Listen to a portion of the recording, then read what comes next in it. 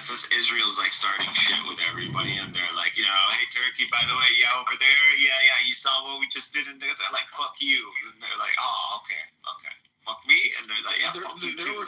Some Israeli lawmakers. Some Godfather shit is happening. Yeah.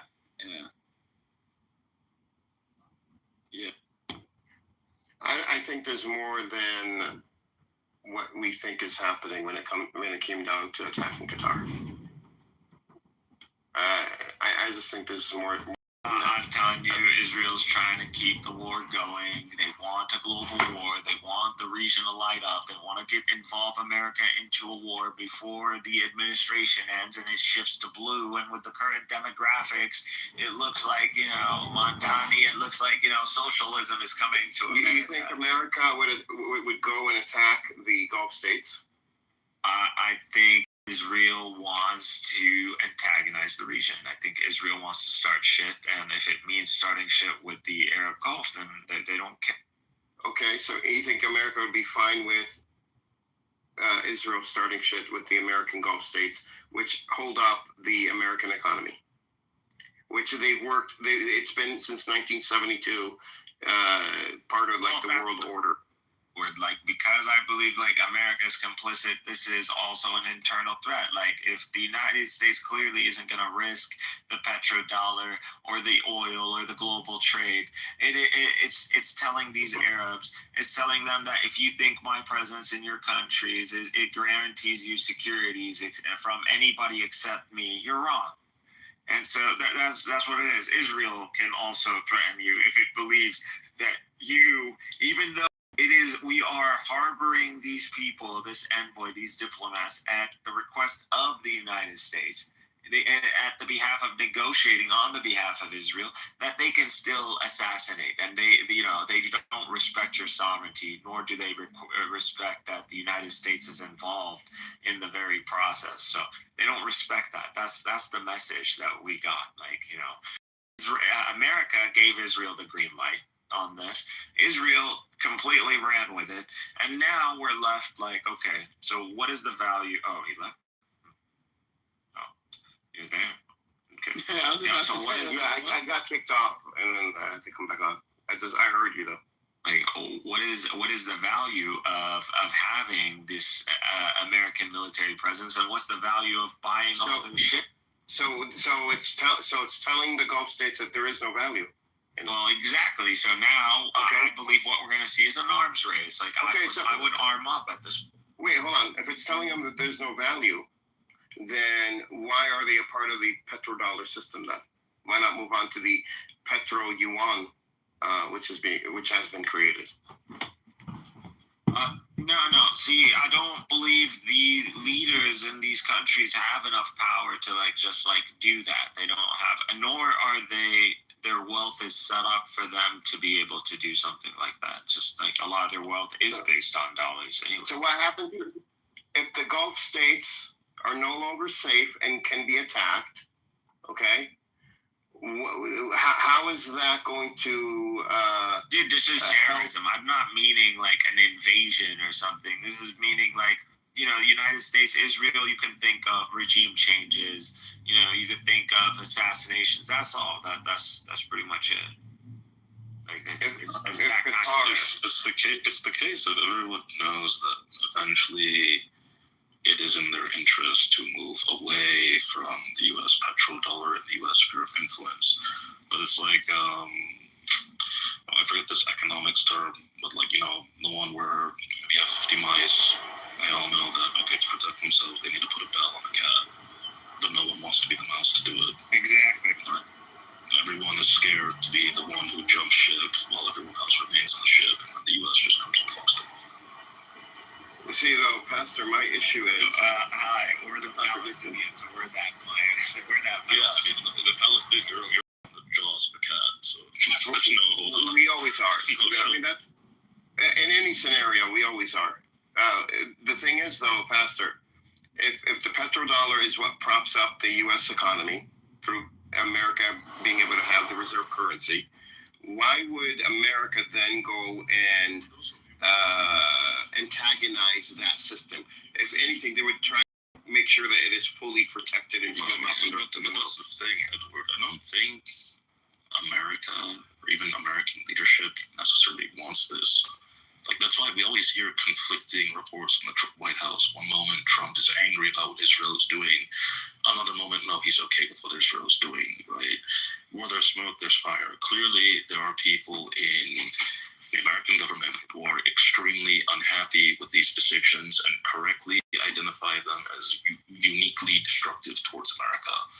But how much influence those people have in comparison to the others in Jewish and Zionist lobbies is debatable. And it seems with each stroke Netanyahu pushes, every button he pushes, he seems to prove that, at least in his eyes, the Jewish lobby is stronger than the naysayers. I'll buy that. So you're saying that America knows that going after the Gulf nations would be against American interests because it would be against the petrodollar scenario that they have set up. But at the same time, those people that know this are not the ones in charge and have the power. Yeah. Okay. That makes sense. That I would buy. That makes sense. I even think some of the ones in charge and have the power know this, but they also, know that they're in a sort of catch-22. Either they're in a catch-22 of where they feel they can't actually jump ship, or they're in a catch-22 of where do their loyalties really lie? Israel first or America first? Because the thing is, the straightforward solution for America is just to pull the plug on Israel and say, okay, you can bomb whoever you want, but we just don't care. Well, I think they say you can bomb whoever you want, except these countries right here, which would make sense to me. And I even thought of would maybe Venezuela, taking over Venezuela, replace Saudi Arabia, and I dismissed this because currently now we need the Gulf states and Venezuela, because right now we have high inflation in the U.S. and that's a result of the U.S. dollar not being as circulated as it was before, because we have China and the global south who are not doing as much business in the U.S. dollar. They still are, but not as much. So replacing Saudi Arabia with Venezuela is not going to work. They need both Venezuela, Saudi Arabia, and the rest of the Gulf nations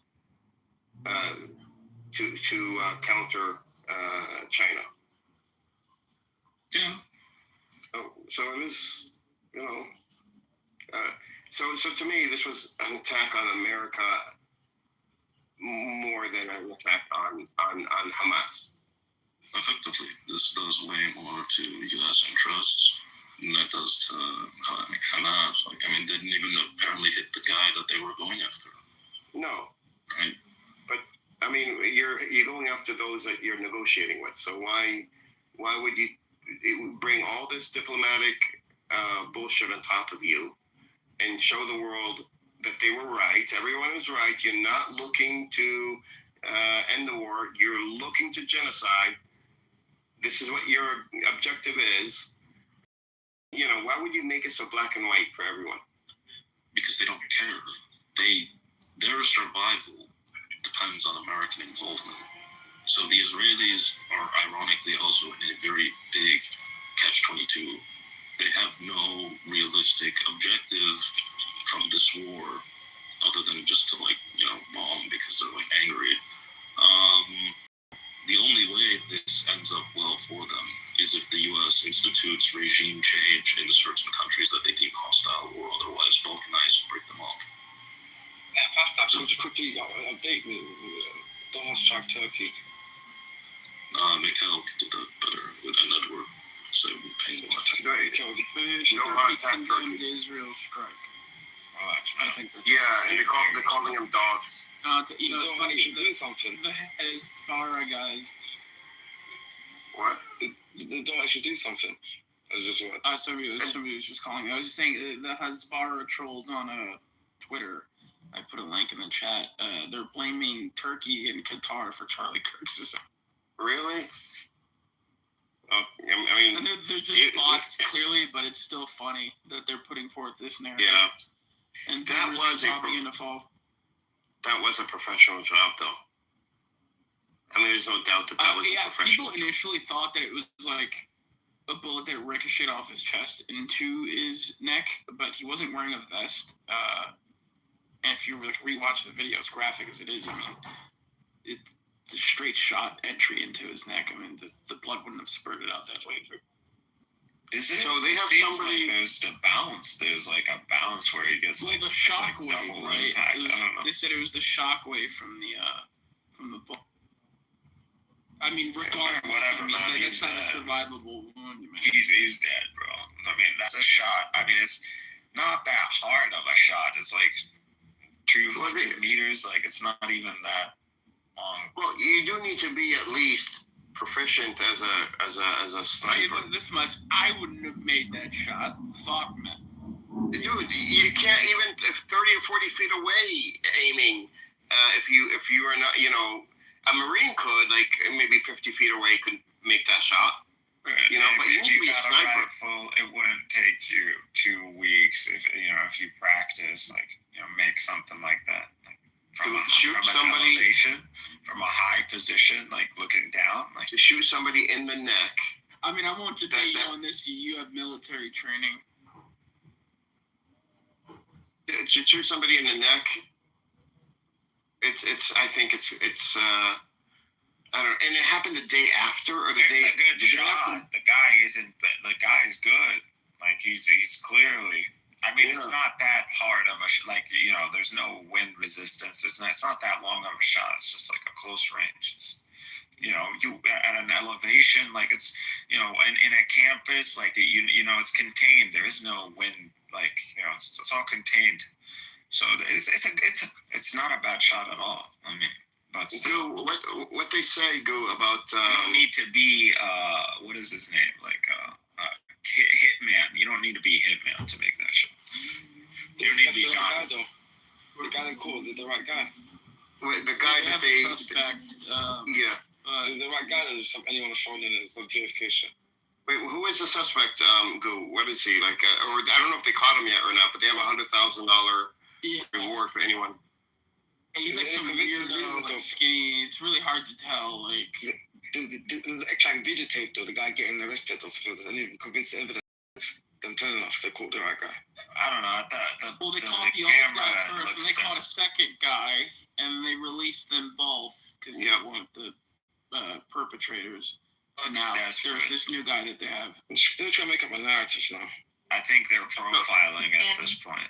So what's this new guy's name? Is he a white guy? They haven't named him, but they haven't released it yet. They offered $100,000, reward for anyone leading to any information about this guy when they're not releasing any information about him to begin with. They told me if you find him, then it's unlimited Taco Bell. Listen, we're not going to go down that road again. We agreed that is not. It didn't happen. $1,000 is enough, like, especially with something like that. That's like, you could easily get hit with like co-conspirator or accessory to which would be considered terrorism because campuses are a no firearm zone.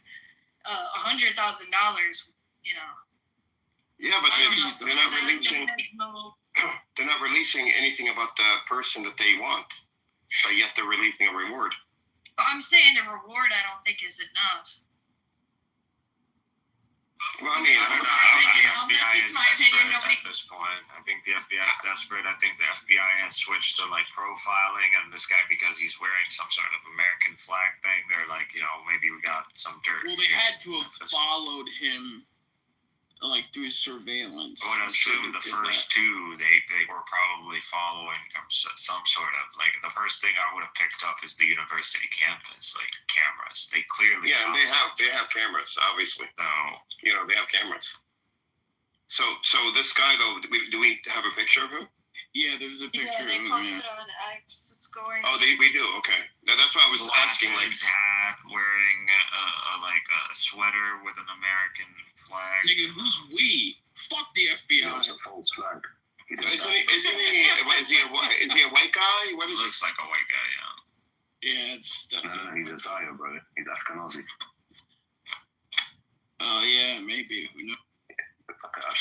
But apparently, 4chan. I don't know if you heard about this, Edward. Yeah.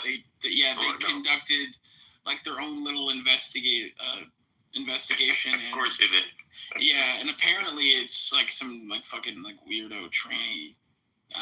The ATF agent did say that they found like anti-fascist, like pro-trans, like inscriptions like on the ammunition or something to that. Really? Yeah. Wow. And honestly, it wouldn't really surprise me. I mean, these fucking freaks. And it's funny that, like, and I'm not denigrating Charlie Kirk. I mean, the guy's dead, but like, it's like really Charlie Kirk. I mean, he's pretty moderate. I mean, he's not really as radical as they make him out to be. Like a Nazi, really. They think Charlie Kirk is a fucking Nazi. It's a fucking Zionist evangelical. What are we doing? But he was becoming like. He was turning, dude. He was turning. He was critical of Israel. He was getting. Yeah, he was talking about Epstein and Mossad. He was even having like a lot of anti-Zionist voices speak at TPUSA. So he was getting like a little cozy. Now, like I wouldn't put it past Israel to like take out one of their own. To be honest, they've done it before. Look at Robert Maxwell. Most like explanation. So, yeah. But the thing is, it happened happened the day after Qatar, right? I mean, yeah, that's a huge fucking coincidence to me. I don't know. I'm not saying it's the right-wing organization that has the most influence on the youth starts to do a 180. I mean, come on. Oh, I don't know anything about Charlie Kirk. I tell you what, the Israel representatives who talked to Charlie Kirk about a new contract or a new talking points, new section. They realize they're trying to deviate from the talking points, and they're like, you know what? Let's pull up another Hollywood JFK thing, and then we're just going to blame it either on the Muslims or blame it on these liberals, and cause like chaos in America. That's what I think happened. And they're probably owing some money as well. I was confused. I was confused because he, they say he's an Islamist or anti-Muslim, right? Islamophobic. Definitely. And he says anti-Semitic things too. I'm like, well, he's a sucker for Israel. He eats the ass. He said comments. He made comments. Listen, I would not put it past Israel to do something like this. I mean, I don't have any proof that this is the case. I mean, we were only working with the information that we have. But it wouldn't surprise me, though, if the breadcrumb trail leads back to that. Bro, he was going to release Epstein files. I'm saying I believe that he probably wants to jump on the Epstein file. He wants to get more edgy like Nick Fuentes because he realized he sounds boring, just spin out mainstream talking points. But when it comes to Israel, this guy was not anywhere close to saying anything anti-Semitic. Not because he's loyal to them, because he's fucking scared of them. He was a coward to the day he died. And if he said something even edgy about Israel, it was like on a tight leash. So he was a sucker for Israel to the day.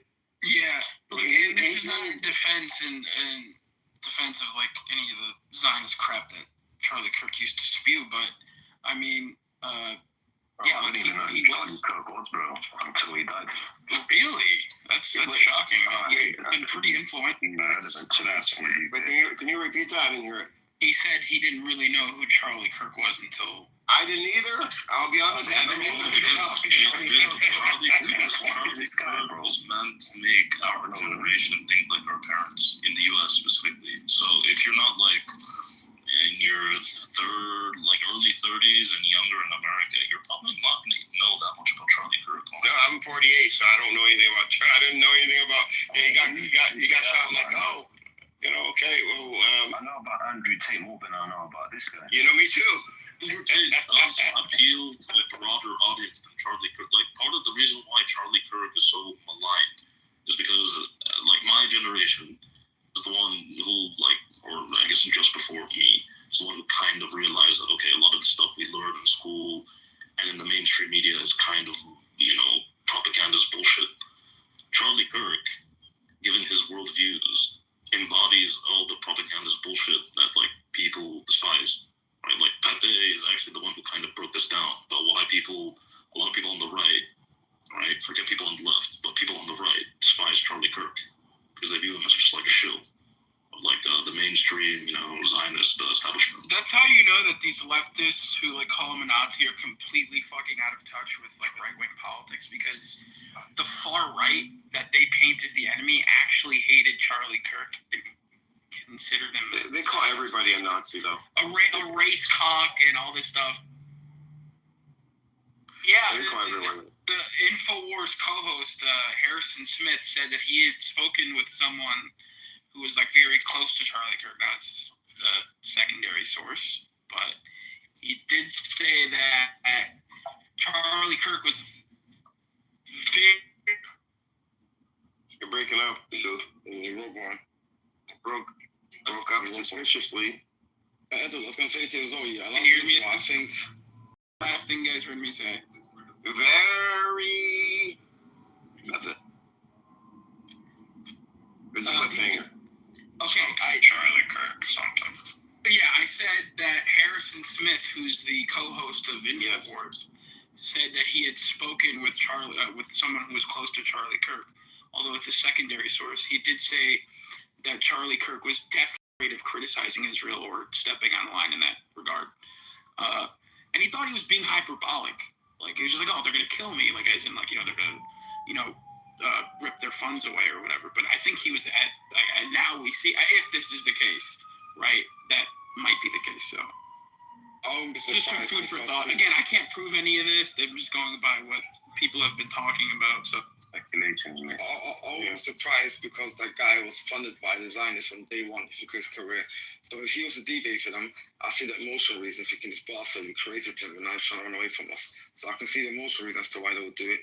And Edward, I also say to you, for maybe the reason you don't know this guy is because I think he's an industry plant. He's basically astroturfed.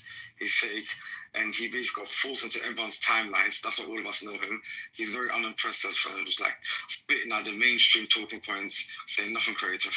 No, the thing is, My timeline is all AI and he did own those fucking libtards. No, but that's the thing. The reason why people know Charlie Kirk. No, I think Benjamin did a better job. No, but that's what I'm saying. Nothing Charlie Kirk said you won't be able to find from at least like 40% of Republicans in Congress. The only thing that made Charlie Kirk famous is that he went and said it to the easiest, most triggerable, emotional, irrational people in the U.S., Yeah. just American university students. Yes, yeah, that makes sense. I think it was also industry plant. He was definitely boosted up on the algorithm, his funders. He's definitely had to push. He's not like other people organic when they seem to come up in authentic journeys. This guy's an industry plant.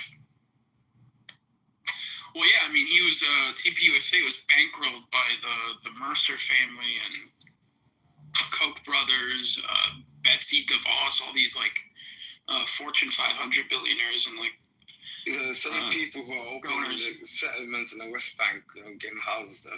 This is an Instagram thing, a clip that I saw of his, and he talks about like criticizing Israel. Yeah, he got feels like it's. Yeah, he got chewed out for interviewing Dave Smith, who's like a libertarian, like anti-Zionist Jew. Mind you, Dave Smith is, again, he like mildly criticizes Israel. It's not really like it's the Jews and they're controlling the media. Doesn't attack Israel from that angle. I'm just saying he looks scared. He looks scared. Yeah, absolutely. My favorite Jew from that angle is. I mean, look at him. Look at this video. He looks like he's very careful in the way he's, selecting what he's about to say. Like I don't know. There's not a lot of people in this world that you could get an American to like kind of be that careful. Like, do you know about Max Blumenthal? Yeah, that piece of yeah. Gray zone. Yeah, you don't like him. I love that guy. I like him. Because on his publication, The Gray Zone, this guy, I'm forgetting his name, he's some Israeli turned anti-Zionist or whatever. Aaron. And he wrote an article covering up for the dancing Israelis on 9/11 and said, they weren't really celebrating, and we need to be wary of anti-Semitic conspiracies. Aaron Marte. Not Aaron Matei, it's another guy. Okay, the only two guys I like, I don't know the rest of the clips though. Yeah, I don't know that. Blumenthal was a sharp shooter, bro. He doesn't hold back, bro. He's a sharp guy. Blumenthal was the one that went to Israel and the West Bank and did that tour last year and exposed the stage. David Sheen, that's his name. You're right, but he's a brave guy. He was doing that stuff way before I ever knew about Palestine. Right now, he was in Israel. He was showing people how fascist the people are. Max Blumenthal is probably one of my favorite journalists of my lifetime. He's amazing still. I don't agree with him everything, but he's amazing. His October 7th documentary, I can't deny, was like really. Even though he exposed the stage that Israel had set up at the border of Gaza last year with the oversized binoculars and the school buses of teenagers or from high school or junior high, whatever, that were coming in to get on this stage, this platform, and to use the binoculars to see if they can sight Palestinians being killed. And I mean, he was the one that exposed that, and he was there when school buses were pulling up. So Israel is saying that Qatar has to choose now either to condemn Hamas and kick it out, or Israel is going to do it for it. I mean, this is getting. I think Qatar's really angry, and they're really talking to the GCC countries, trying to get a response. But I don't think Qatar's going to lay flat. No, Qatar is a very powerful GCC country. They've spent their money wisely, and they have a lot of soft power. I'm just loving it, dude. Like they're calling them out like straight up, like, hey, we're calling you out. Like, yeah, I thought it's like I'm like, let me get this straight. You guys are calling me out. I'm like, yeah, we're calling you. It's like, okay. But they want. I mean, they're the mediators, and they're pushing to the funny part is, they push into Iran's hands. They're talking about was geopolitics. It's no secret that really Qatar is the intelligentsia. It's the beating heart of the cause, of the Palestinian cause. It is, seriously, like Al Jazeera. If it wasn't for Al Jazeera, like, honestly, I don't know if right. cause. Right. And if it wasn't for the financial support from Qatar, again, they pretty much bankrolled Gaza. But it went through Netanyahu, the millions of dollars too. Oh yeah. So it's not like this is new. And on top of this, it was a delay. Doha, I mean, gave people in Gaza some semblance of life under Hamas and in the line of a siege, in a time where Netanyahu was going to conduct. Israel was going to conduct such an attack to begin with, eventually. Of course, yeah. But Israel sent their delegations multiple times to Doha, so they legitimized the negotiations and negotiating, and the U.S. did too, and the U.S. wanted Doha to be the mediator, and this is them flipping the table, dude. They just flipped the table. They're done negotiating. They're not negotiating after this. But I agree with Edward, though. That's really exposed himself, because I watched the interview with the Qatari official with CNN, and he really destroyed Netanyahu. He didn't make no personal attacks. He simply stated the facts, talking about how he's broken every single rule in the rule book. This guy's not civilized. And it's so, because he's running is the unprecedented thing. Yeah, he wiped the floor with him, yeah. He really did break. I mean, Israel did break massive rules, diplomatic norms that just aren't broken. And it did do a lot of damage to Israel's credibility. No chivalry in war, right? That's what they say, right? Except for diplomats. The whole UN Assembly pretty much was a grilling session for Israel, not one person. And all the Arab countries use the word Irhab al-Dawla, which is like what is the word in English? Irhab al-Dawla. What is that, Mikhail? State-sponsored terrorism. Yes. Okay. Not one country didn't say that word. Oh, wow. Yeah. From Qatar to Kuwait to Pakistan, even Pakistan came out and kind of shitted on Israel at the end.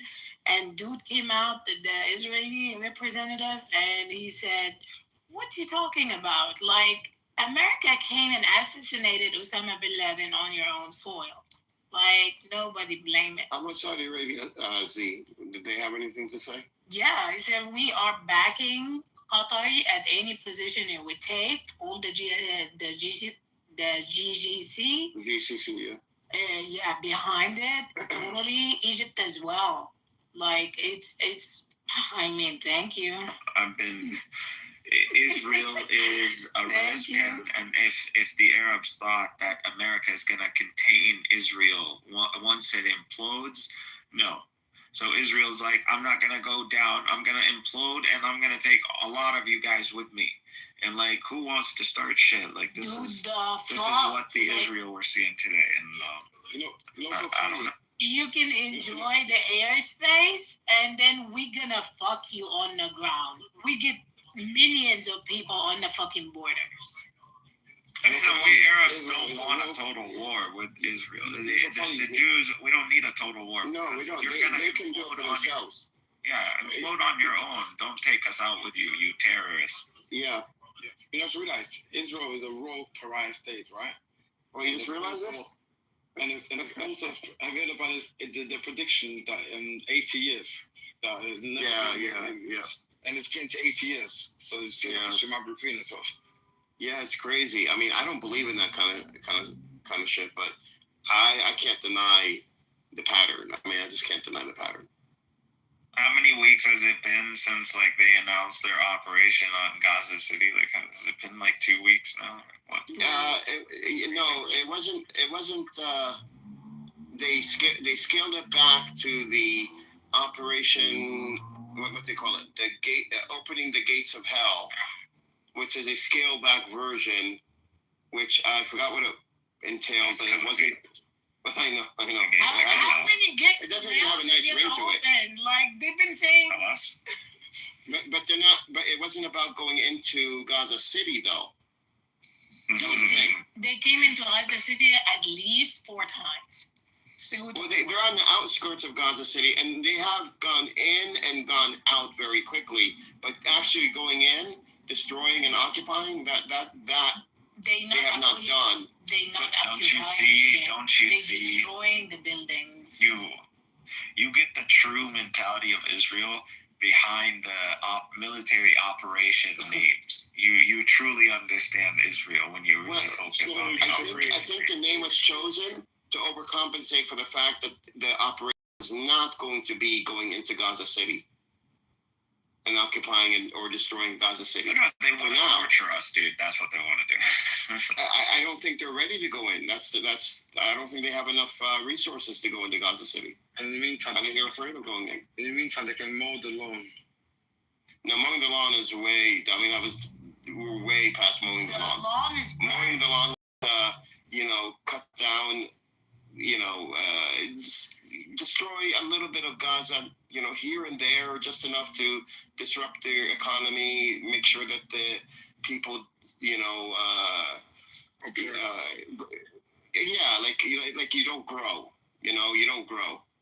That's what mowing. Here, it's about tilling the land, if you want to use the similar analogy. Because there's no lawn to cut down at this point. I'm so confused. How did so many millions of Christians in the Western world get brainwashed into supporting poor people from the same land Jesus Christ grew up in, getting genocided by some fake Jews? You still feel like Christians. There are no more Christians. They're all dead. All the saints are waiting to be resurrected when Jesus comes. All the Christians are dead. All the saints are dead. When Jesus comes, they'll be resurrected. There are no Christians, man. If there were Christians, they would be helping the Palestinians protect the Christian holy sites. That's what they would be doing. That's what they should have been doing all these decades. That's an actual fact from the religious point of view, but just beyond that, just the human experience. Like people on the rubble, poor people caged up like animals, the land getting stolen, the mainstream of the land. It's like in every movie. The mainstream churches condemn this already, but And you know what? To be fair to the Catholic Church and the Orthodox Church, you know, same fake no. Most of the neutral. The Orthodox Church obviously got the most at stake, but oh my God, these Western Christians, they're ashamed to the name of Christianity. you're talking about Are no Christians. I don't know, like, yeah, dude, you're talking about this very specific subset. Even here in England, the Church of England, Bro, you can't say Western. The Church of England. You can't like this evangelical Zionist so-called Christianity isn't normative in Europe as it is in the United States. So you can't say Western. That's a miss. What's a Western America? The Church of England and the churches it's in communion with, some of them have literally adopted BDS as official church position. But none of these people have military power, economic power, military might. All that is concentrated in the hands of the evangelical. The evangelical, well, he's made his worldview clear. Dispensationalism, cockery, Jews are God's chosen people, cockery, and all sorts of other heresies that they spout, So, was David Smith, real quick, did he run for president last year? Was he the guy that tried to run? No idea. No. I think he might have. I'm not sure. He was on the Secular Talk, and they were interviewing him, and he was running. And he was talking about, some pro-Palestinian stances, and everything. And then he got into how Jews are the victim, we're victims. And then Secular Talk, what's his name? Kyle Kalinske, he got on him and said, oh, wait, hold on, you're victims now. You're back to being a victim. No, we're not doing that. We're not going back to the victim mode here. Well, Dave Smith's not a Zionist, though. Yeah, I know. He wasn't a Zionist. That's the thing. That's why they had him on. And he was doing good until he started talking about, how Jews have been, victims, and they're the victims of, I forgot how he put it, but yeah. And then this is why I'm wary of anti-Zionist Jews, because they still reaffirm that narrative, that victimhood narrative. Yeah, they're insufferable. More finds a point where Western Jews, evangelicals to be specific, yeah? But they are making a mock for themselves. I see a video of them in Israel, or some rabbi, and he'll say to his pastor, whatever he is, oh, you know Jesus, he's a Jew, you know that, right? We're Jews. You should not worship one Jew, you should worship all Jews. And the pastor, the Christian guy there is nodding his head, trying to be polite. He said to Muslim, you get fly kicked in the face. If Christianity is anything, it's gonna be like the days of Christ. If Christ is preaching a message and you believe in him, and you go and you participate in corruption and death and hedonism and all of this, are you truly a follower of Christ? The whole message is to follow him, to follow his example. These people, they're not Christian anymore. It's gone. That thing is gone. They've abandoned the churches. They don't follow any of the churches anymore. They rebelled against them. It's funny, Western Christians claim Islam is incompatible with the West and incompatible with Christianity and their values and stuff like that. If you actually see a picture of Jesus in the church, yeah, he looks like a Muslim bro. He wears a full kameez, he's got a big beard. Well, they rebelled against the church. Wait, this incompatible. And we're alien, apparently. This incompatible trope that's been out for years started dissolving with the right on the right here in the U.S. because of the agenda, the left-wing liberal agenda that they tried to force on all of Americans, and then some Mr. I don't know how this happened, but Islamic values started lining up with I don't want to say Christian values, but they call them Christian values, Republican values, and they wanted to work together. I've so many Republicans have come up to me saying, how do we work with the Muslim community because of what's happening in our schools and this whole big liberal agenda, and we both, and the Muslims knew about this before we did, and they set up their own schools and we didn't, and how do we work with them and to get them to work with us? And I'm like, well, they don't need you. We don't need to work with you. You shit on us for 25 years,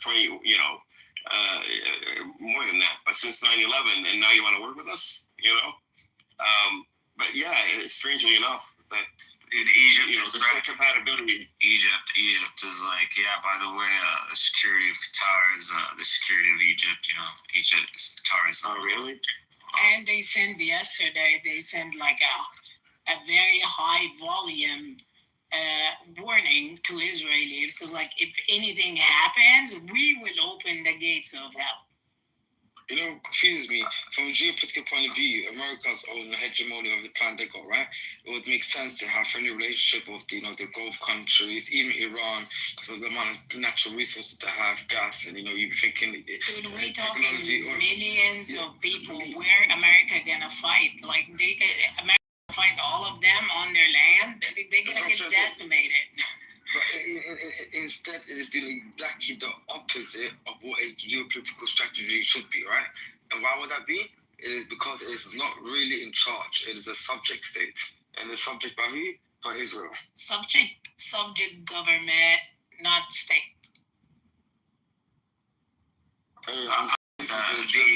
We can take on Israel. We just don't have the capability to do these surgical strikes on Israel. So we don't have that Air Force. You do have rockets. You just need an alignment. We got weapons of mass destruction. That's what we got.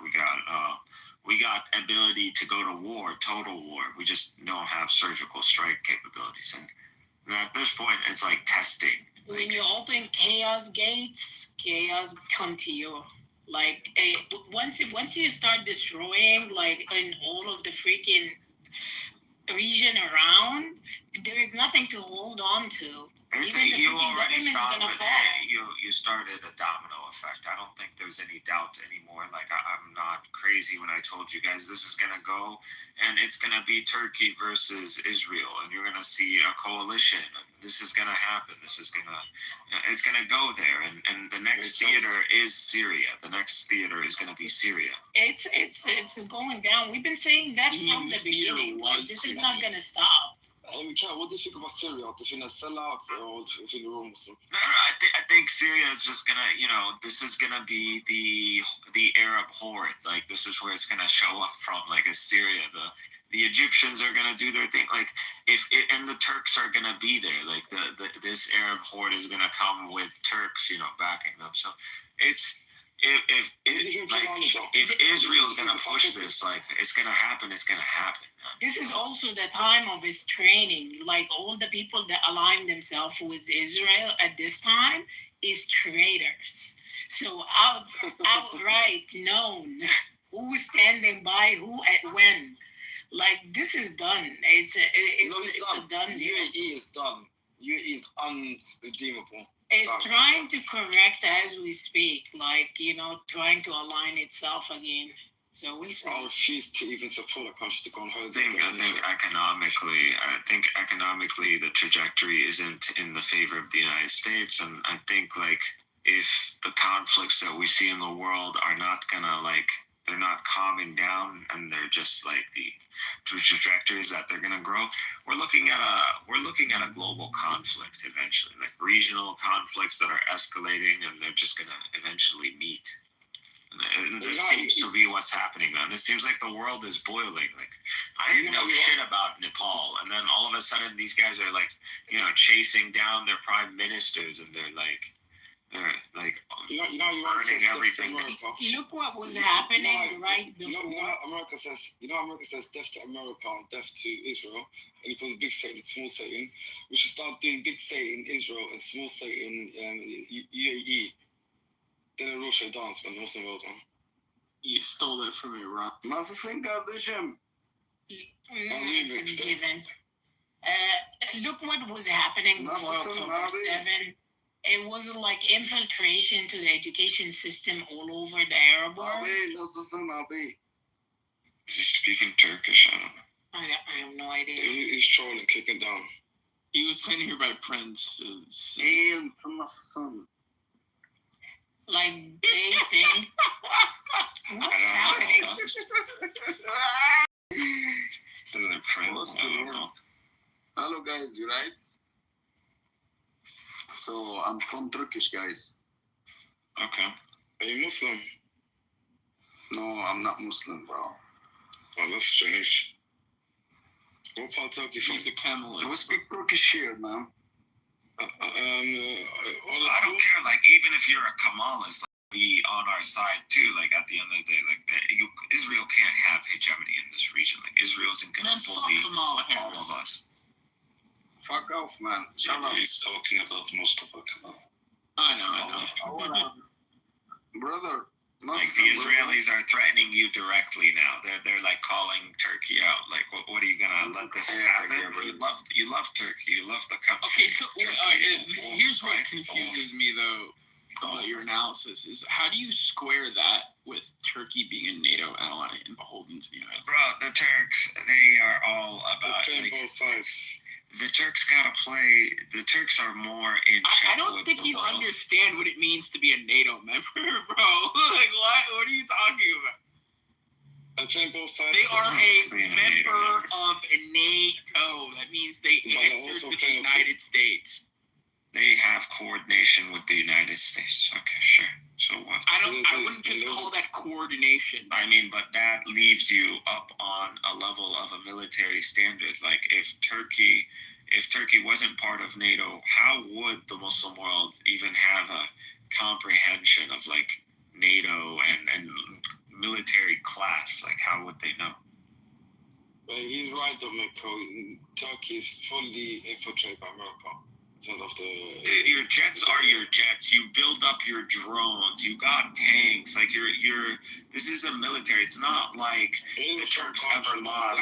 I mean, the Turks never lost their military doctrine. That's so much that The Ottoman military doctrine was never lost. Like, the Turks are a continuation of a military mind. Not only are they a NATO member, which means they are beholden to an institution powered by the United States, Mikhail, they're hosting American nuclear weapons.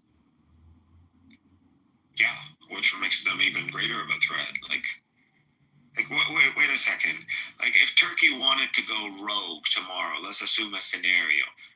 Do you think like Turkey can't? Like, is it like an impossible thing? Like, what? They're not going to be able to launch their aircraft like anymore? Like, Yeah, but they don't. Oh, are you talking about nuclear? no, I'm talking about like just go like rogue against NATO, like just disconnect from NATO. Like, I don't want to deal with you guys anymore. No, that's not how it works. Sorry. I'm just saying, let's assume there's like I don't know, some Islamist takeover. I don't know, some hostility. Like, a war with Israel and no response from NATO would pretty much do that. Like, I don't. So you think Turkey is going to go to war with Israel?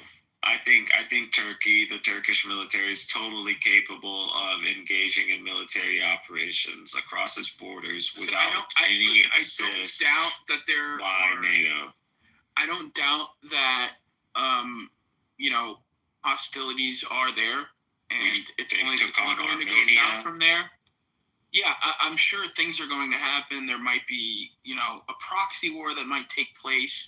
They might sever ties diplomatically. I'm sure that's going to ensue, right? The more things heat up in the region.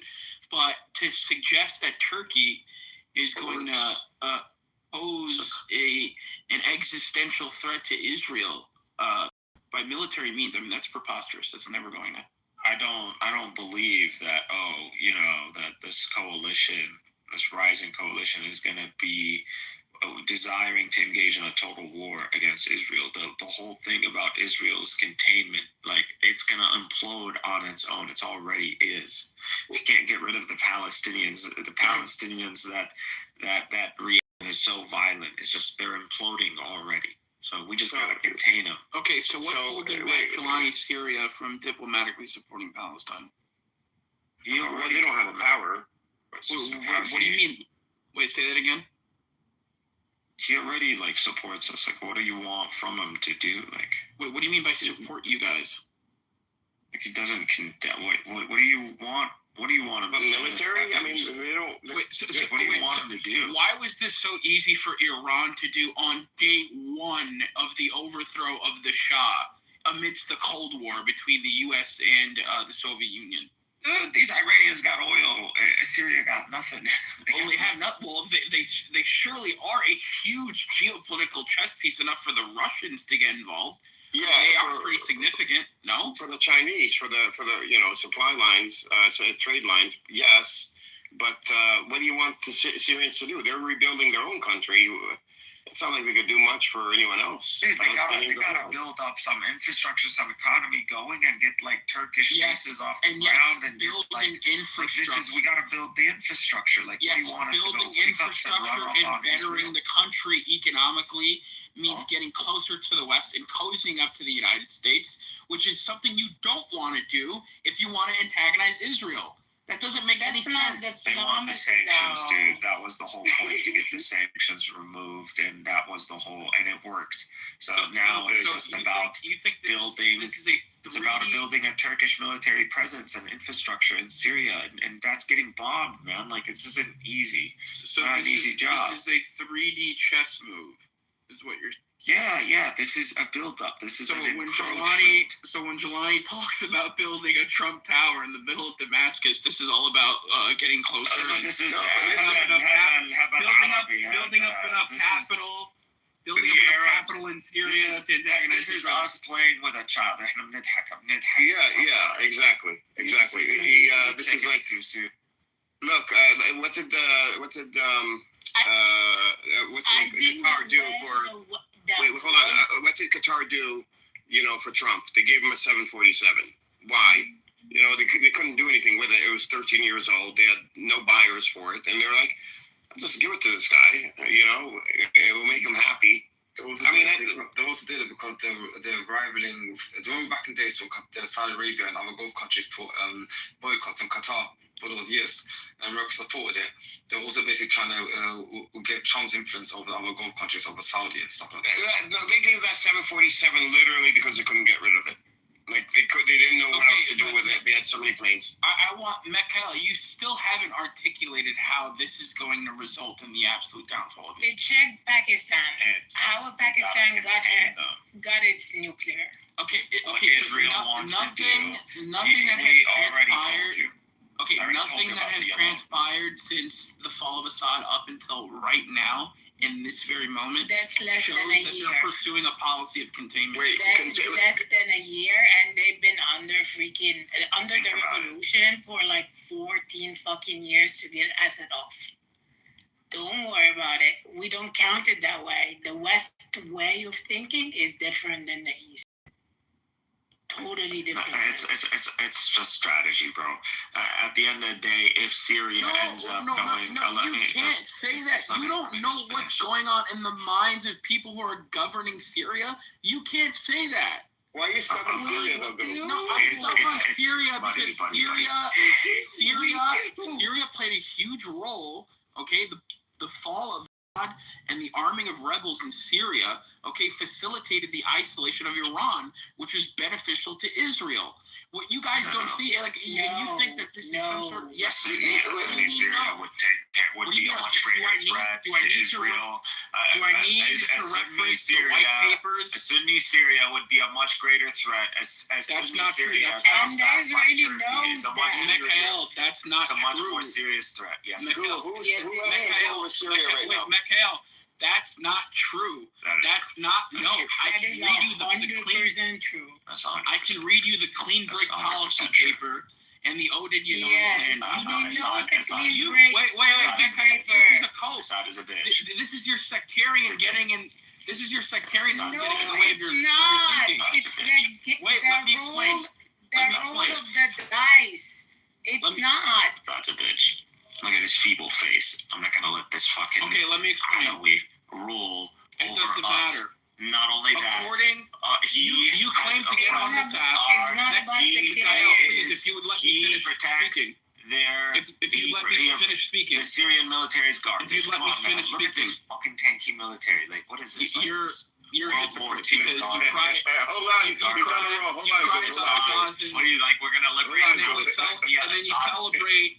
World War, celebrate the killing of Cold War minorities in era Syria. army, like Assad's Cold Okay. War era army is gonna liberate us from Israel. Nobody Get said it that. This is together. actually the They game are of using- to play Let on me the finish. minority, Let me dude. speak. Like, how could you Israel, see that? since we're gonna put it all out on the board, Israel is using Assad to facilitate the Alone plan in Syria. That's No, what it that's is. not true. It's Yeah, the that's dynamic what it is. opposite. That's Have you read the Yanon plan? I don't think you've read the Yanon plan. The plan was to have a Sunni state in the middle of Syria, with a Druze state right near the Golan Exactly. So Heights. they want to cut it off. An They want to cut off the country on state- ethnic lines. An Alawite state. And who's hold asking on, for wait, the help an of the Alawite Israelis I've to heard there? You guys aren't letting me finish because you guys are speaking about things you haven't read about. Bro, Wait you a second. just mentioned them. The goal is to have a Sunni state as the dominating Far government in in the Syria. south, far in the north, far in the north. In the south, near the Golan Heights, okay, It's Jews. It's gonna be Jews. We an already know enclave the that they want for the makeup. We know the we're game. They want the Alawites in We're Latakia, Arabs. and then okay, you're Arab, so you know everything. No, We we know know the know everything. game. We know Okay, the so the game. Arabs know It's everything. been, We We know know the they game. want to make them. They want to turn it into ethno states. We know they want to do that. We know. But the reason And they weren't core, able they to want do a that. Sunni governance. Okay, dude, just calm down. So if I'm gonna go and create ethno states, like if I want to do this in America, I swear we had this conversation before. If I want to go do this in America today, what I would do is weaken white people. That's what I would do. Why? Because white people are the majority and they're the overwhelming majority. So I have to weaken them before I divide America into ethno states. And the same thing in Syria. If I have to divide Syria into ethno state, I'm going to have to weaken the main demographic in Syria, which is the Sunnis. Because the Sunnis Actually, everywhere. you just need to That's weaken the governing ruling ideology. Now That's the not- that's not what- Alawites. That's not the Oded Yanon plan. those So were they want nonsense. to It was bolster always the the Sunni sectarian. No, you Yeah, want to but the divide. Alawites- You you want to don't divide have the no Middle idea East what into you're small talking about. Please, ethnic I sectarian encourage you. states. I encourage you to read establish the Oded hegemony. Yanon plan. Again, you speak about things that you haven't actually read. I'm Okay, literally you see it describing on to you Twitter. exactly what it You see is. on Twitter. No, and you come no, back no, on no, Clubhouse, no. you regurgitate. We've read it You on actually- Clubhouse. I've pinned it in the Pastor knows. They've seen it before. I've been popular. If you read it, you wouldn't have come to such preposterous conclusions. No. It literally is dividing up the Middle East Yes. into sectarian Yes. ethno states, where Israel can establish hegemony over all these smaller Yes, they states. want to and balkanize establish, And- you know, But the the greater don't Syria. come- And they want the ruling It's majority of Syria. balkanization. And That's what enter that there is no Arab unity. The Throughout Gama our Arabiya history, اسمها إيه? throughout So, history, the only you will reason have a these court. countries didn't go divide up is because there was Sunni authority, there was central power. That's why these guys stay in tow. So the only way to go and divide all this region up is to weaken Sunni power. That's what it is. No, And they so want to that's what they're bolster it. committed. Assad's been doing that. So Whether you if like it that or were the not, case, that's the fact. if that were the case, why did the United States support the Islamists in Syria against the Syrian government? If it's a net negative to the interests of both the United States and Israel, why did they support the rebels in Syria? There was a push. So in Syria, there were several groups, and one of the ones that have been pushing is a group that was backed by Saudi Arabia. And yeah, maybe they wanted that one to rule over Syria. I'm not sure exactly where they wanted to go with Syria. Everybody knows that revolution. There were so many factions backed by so many countries: Saudi Arabia, Turkey, United States, France, even. Like there was so many foreign actors in that. But that's what it was, and then Russia kicked in. And if that's what it was, with all those foreign actors, basically funding this foreign terrorist insurgency, I mean, what was the ultimate goal? I'll give The you ultimate goal was the toppling The of ultimate Bashar goal. al-Assad. The ultimate goal there was to just Assad now was occupied by Russia. It's just gave Syria to Russia at that point. So Syria was now under Russian control. I believe it was better for the West to have a Syrian Russia than it was for them to have a Sunni Saudi, Syria, or an independent Syria, or whatever. Wait, so it was beneficial for Syria. the West, So for yeah, Russia it's to be beneficial. involved? Yeah. That doesn't make any sense. That does not And reflect the Israel and Russia doesn't do work reflect the together. rhetoric or the Israel and Russia policy. do work together. Listen, Just because Mikhail, you're wrong. You're just imposing your category of the mind on this. Russia. This is just not. Are you telling me that Russia opposes Israeli interest in the region? I'm not saying they do, but what I'm saying is that Russia did in So it is at least in the favor You're not of letting me Israel. finish. It's in You're the not favor letting of me Israel, finish. right? You're not letting me It's in the finish. favor of Israel. You're not letting me. But it is. No, it's It's not in in the Israel. favor. No, it's not in the favor of Israel it is. because Israel did not want. No, you think it is, but it's not. You can't beat The reason that why the logic. Russians interfered, the reason why the Russians intervened in Syria is to prevent a Sunni corridor going all the way up to Chechnya, which would have been a national security liability. That was in their interest. Still thinking about Chechnya. Chechnya's gone. I'm telling you what the Do you Kremlin. think the Russians are said. fighting in the 21st century in Syria because they want, they're thinking about Chechnya? Yes, the Caucasus is a very And I think you're completely out of touch, and you're forgetting the amount of influence that the You guys Islamic are State had on the Caucasus. dude. I mean, It's about Chechnya at the end of the day. every Russian. Please read into Russian foreign policy. I know what you're talking. Yeah, dude. Every Russian of every major ethnic demographic still has a very deep distrust and fear of Chechens being in their society. Like a lot of What does this have to do with Syria and Russia I having just access to explained warm to you they don't waters? want an They have warm Islamic water. state That's what they want. They want corridor warm waters. going Yeah. to the And Caucasus. and they've put themselves in a place where they're working in the interest of Israel. So meanwhile, they're practically the broke queen, the Israel and So, Syria. You don't think That's what it was. there's a connection between the rise of ISIS and the intervention of Russia in Syria? Yeah, dude. They're directly correlated. I think Russia was already in Syria. You had Assad already in Syria. They And didn't Assad, yes, he interfere. had- They didn't intervene until 2015. Yeah, because they wanted Assad begging on his knees for the Russians, selling everything out. Wait, and who's he they? did. Who's they? I believe the West, Russia, Israel. The West was vehemently opposed to Russia's intervention. Exactly. Listen, the West didn't want the Arab Spring to happen. The Arab Spring No, happened. in fact, they encouraged it. You're a did. liar. You know what you're talking about. No, that's not true. This is cold. The Arab Spring did happen. No. And the Arab Spring was a matter of time. We're talking about a I'm sorry, you don't 9/11 know the street. a 9/11 project manager, People were boiled. chicken hawk, Philip Zelikow, okay, ultra Zionist Jew, okay, son of a rabbi, celebrated the Arab Spring. He helped Hillary Clinton overthrow Muammar Gaddafi. And what did he say? Oh, this is going to ignite a new Arab Spring. This is in our interest. He said that in the email. I'm We're just sorry. gonna disregard that. Muammar Gaddafi. Hillary Clinton says in her Muammar email, the best Gaddafi. way to help Israel is to overthrow the government, Can't topple use the one government of example Bashar like al-Assad. that, yeah. Just completely disregard what Hillary This is Clinton just said, right? Hillary Clinton, the Secretary of State under Barack Obama, doesn't matter, right? This is part of the acid wash the emails, right? That doesn't matter, right, Mikhail? Because again, Let me tell you. your sectarianism is getting in the way of your line. Let me tell you.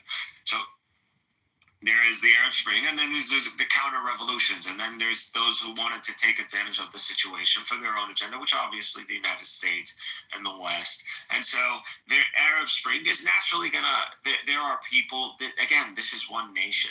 Regardless of Libya and all you see these borders, at the end of the day, it's all one nation. It's all one people. And eventually what is in one region is going to happen in some other region. And everybody was already fed up. It was only a matter of time. And so people naturally, there were uprisings. And obviously what happened in Libya, Gaddafi, with all due, I tapped the head. The guy, he said some bold things. I think they were obvious things for the times. I think he played some cards, but at the end of the day, he's a failure. regardless of what he's did, he's a failure. It's funny how your foreign policy, and you knew they were always coming seemed- for you regardless. what's Like funny how to long? me. But let me finish. What's funny to me? Wait, hold on, wait. I just want to How say long this did one the thing. people I have to need make to this suffer? point because I need this room to know this. Is that Sunni Muslims typically always somehow, in some way, shape, or form, always align with the United States and Israel when it comes to their foreign policy takes. This is not a coincidence, and it's not a coincidence that you're saying this as an Islamist when it was Islamists who overthrew Gaddafi. We and want shoved the pipe up his ass. It was Al Do Qaeda. we want These World were War the same III? terrorists. Oh, it And look, depends on what scenario. and you It have depends to on what scenario. understand. Do we want World War you III, have to or do we understand want, the like, Israel timeline. to be just You have to more understand the timeline. Like, which one? You have to understand the Like, timeline. I don't really want After World War Gaddafi, III. after Gaddafi was killed, right? It led directly into the civil war in Syria. Directly. Those rebels then started flooding into Syria and started antagonizing the Syrian government. This is also we know something where that the was noted. revolution began. This is We also know the something that early was noted protests. in the exchange of emails that Hillary Clinton had. We know. They were watching this from start to finish. We know But you the denied it, early though. protests. We know where it started. We know the people were killed. We know the graffiti that it all started with. We have the whole narrative down. We know that there's been previously a history of uprising in Syria against his very father. We know that there's over 100,000 who were killed in that. So we know Talking to that you, there is talking to a CIA Sunni agent, consciousness. There is a Sunni consciousness in Syria that is oppressed, and view Assad as an oppressor and view him as someone who is a godless motherfucker who just uses Israel as an excuse to continue his military dictatorship. And that's what it's all about. And then he uses Arabism to hide that he's an Alawite motherfucker. That's what it is. And he has sold his soul to the devil. So this guy and his Why father don't you used guys the struggle. Wait, but what's And confusing the to only me, thing to that me has been is working that- out, the only thing that Assad has been progressively succeeding at is that the UNON plan is balkanizing Syria and putting us, and now we see the Kurds, who are now backed by the United States, they're putting up a front. And we got the Druze, who are half armed by IDF Druze themselves, or by their weapons and their snipers and their night scopes and shit, and by tactical air support, apparently. So that's what we got. And we got an Alawite population that, still has Druze, still has Ba'athist sympathists, and now they're trying to do this Alawite jihad movement, and now we're seeing some SUVs being blown up. So this is what we have. This is Syria post-Assad. This is what Assad got us to. So now we have to deal with all this. Now we have to go and subjugate all these motherfuckers again. So this is what it is. We see that this is a combat. You're combating Sunni presence and dominion over these lands. That's what it is. That's what's happening. Wait, are you saying that? And that's what Israel does. Wait, German. Wait a second. So are you saying that because of the overthrow of Assad, that Syria is now in a perpetual state of destabilization? Is that what I'm saying? That now that we've removed the shithole that is Assad, when we've tried to this de-animation of Syria that is happening, this is the aspect. This is the spectrum that you're seeing. You're seeing all these. You're seeing sectarianism, and you're seeing these ethno states that are literally about to pop out. You literally Like, just they're proved my literally. point. Okay, but who got us to the state? That's literally the goal. Who got That us was to the the goal, state? Mikhail. That's the No. The Assad should have Syrian society shouldn't have been shaped like this. The Syrian society itself has already been antagonized, and this antagonism comes from the Assad regime itself, yet alone from the historical understandings we have with these groups. These groups do not want our interest. They have genuine animosity towards Sunnis, man. It's just a fact. The Alawite and the Druze will stab me, bro. They'll literally eat me, and they'll put me in their stew, and they'll have a good time doing Sunnis it. don't feel the same way. No, I'm sorry. These are, you see Never. the Druze right now. Oh, You yeah, see the so they Druze didn't jumping. use You see guns, these the animals. The motherfuckers only thing jumping is when across you the are Israeli a border. dude, like when that happened, like Druze when are actually that motherfucking happened traitors, for the bro. sake of what they believe. They're not even Arabs. Like, they lie, dude. Look at them. I swear to God, right now. Go to Grok. Go to Grok. Wait, Go to Grok. Maternal haplogroup. Mikhail, Maternal haplogroup Druze. They're all so you J2s. believe it's okay to They're ethnically J2s. cleanse them on the basis that they're not Arab? How are you any No, different from a not Jew? that they're not And I don't want Arabs. to hear this morality Not game that- that let me you play finish. about, oh my God, Not the that they're God not of Arabs. the Torah, They're the God of traitors. the They're Torah traitors. commands the Ooh, most they're heinous traitors. of They're acts traitors. against They're groups of traitors. people. They're traitors. They're traitors, okay. They're traitors. So you Look think at it's them. okay to Right now, Not raising all Israeli of flags. them. Not Raising all Israeli of them. flags in Sueda. They're raising Israeli flags in Sueda. They're Yes, jumping that's up, one they're, fact. they're It's not the jumping whole across the Israeli border. They're jumping across Druze in Israel, Arabs Okay. who are supposed to be Arabs, This is jumping utterly across the Israeli meaningless. border, going This is participating utterly in meaningless, terrorism. and I'll tell you why it's utterly And- meaningless. And you see If you're gonna- Druze arming and accepting arms and if you're calling gonna- for Israel to come and take over If Sueda. you're going So that's to what we have. say, So yeah, if you're going if to you're say that Arab hoisting, and you're you're betraying going to Arabs, what say- should we do with traitors of their own kind? Okay, What should look, we do? listen. Yeah, I remember the law for that is you colonize, you cull them. You cull Okay. them. That's exactly what you do. So if your line in the sand is hoisting an Israeli flag, then I have some news for you about the Free Syrian Army. Anyway, I'm sorry, like, bro, you're gonna come and tell me I don't care. What leadership do I care about? At the end of the day, I don't know any of the leadership. All I know is that this Giuliani guy managed to get the shit show that was all these Islamist factions into line and got them to obey and align themselves with Erdogan, and they got something done. And that's what, and I measure them by their accomplishments.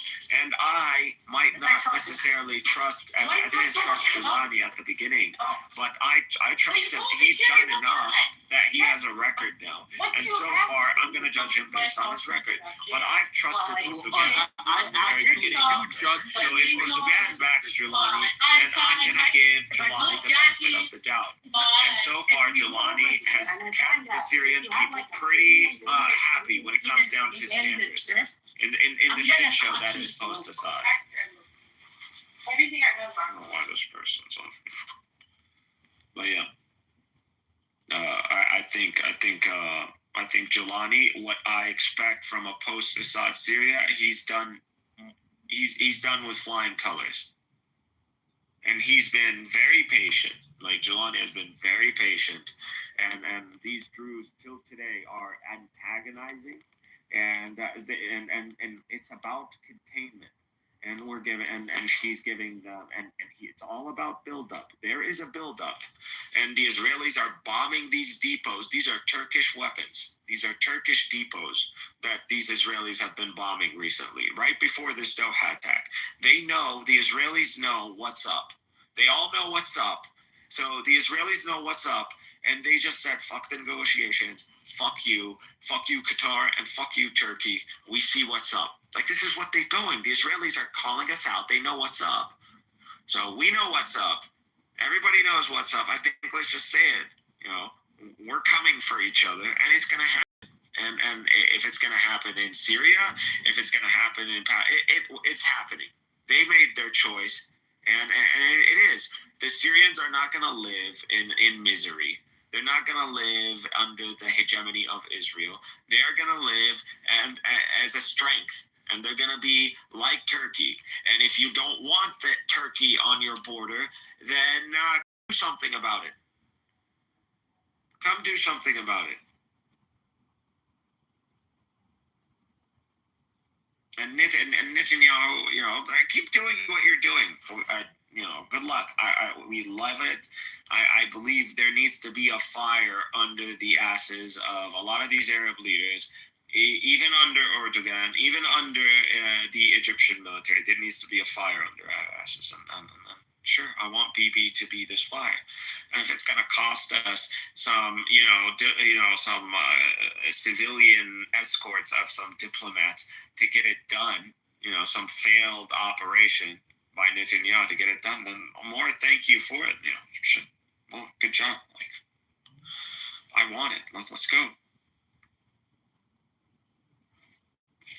And not to be like a crazy person here, but if anybody saw the UFO footage that apparently has been circulating, and you had like the congresswoman from Florida bringing it up, the representative, and saw a UFO get hit by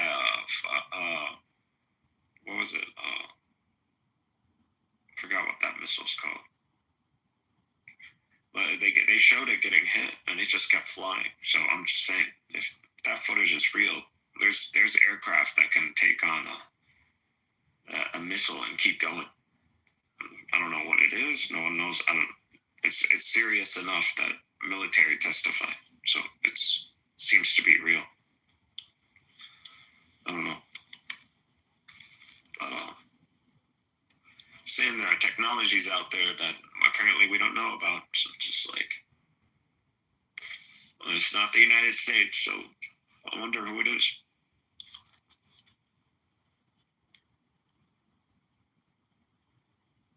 I wonder who it is.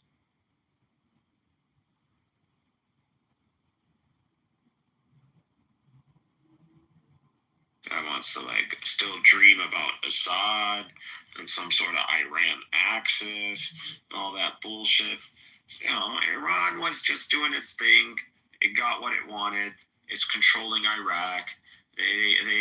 The Americans are leaving Iraq. They're all butthurt that the Iranians are controlling Iraq, and they're making these investments in Iraq, and Iraqis are making a lot of money, and they're just butthurt about it. So we're gonna leave now, and we're gonna let these Iranians take over. Like they already took over. They already took over. So Iran used the region. They used Hezbollah. They just had their way in Syria. They had their little religious orgies in Damascus, and they bounced. Like that's what happened. Let's be honest.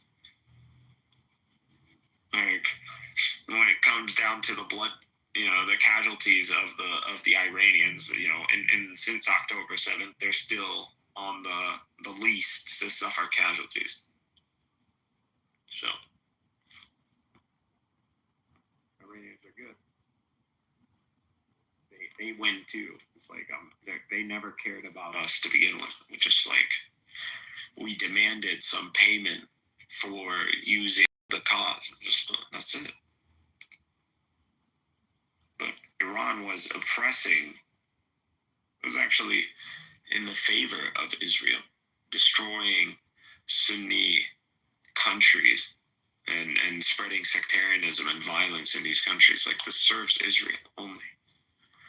So, and that's why Nasrallah and Hezbollah was so confident. Were like, that Israel wouldn't decapitate them. Like they were so confident because they felt like, in a way, they were doing Israel's job. Like at the end, enemy of my enemy is my friend, right? Like that if you decapitate me, like the Sunnis are gonna push in, right? And Turkey's gonna push in. Like Nasrallah really thought like that you could, like Israel would not be that stupid.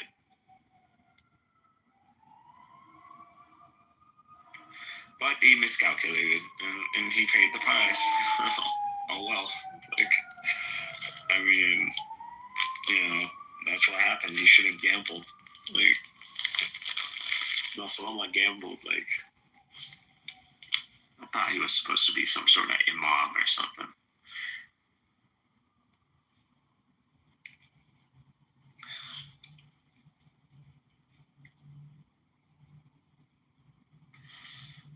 It's all good.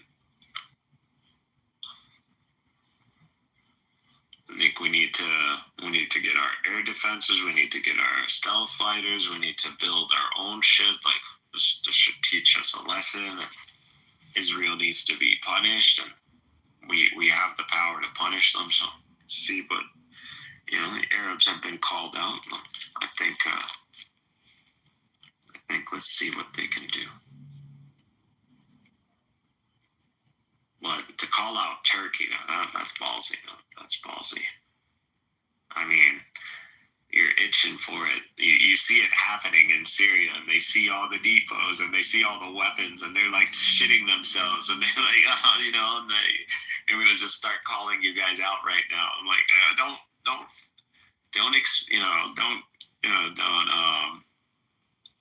don't give away the plot. Like, don't reveal the movie.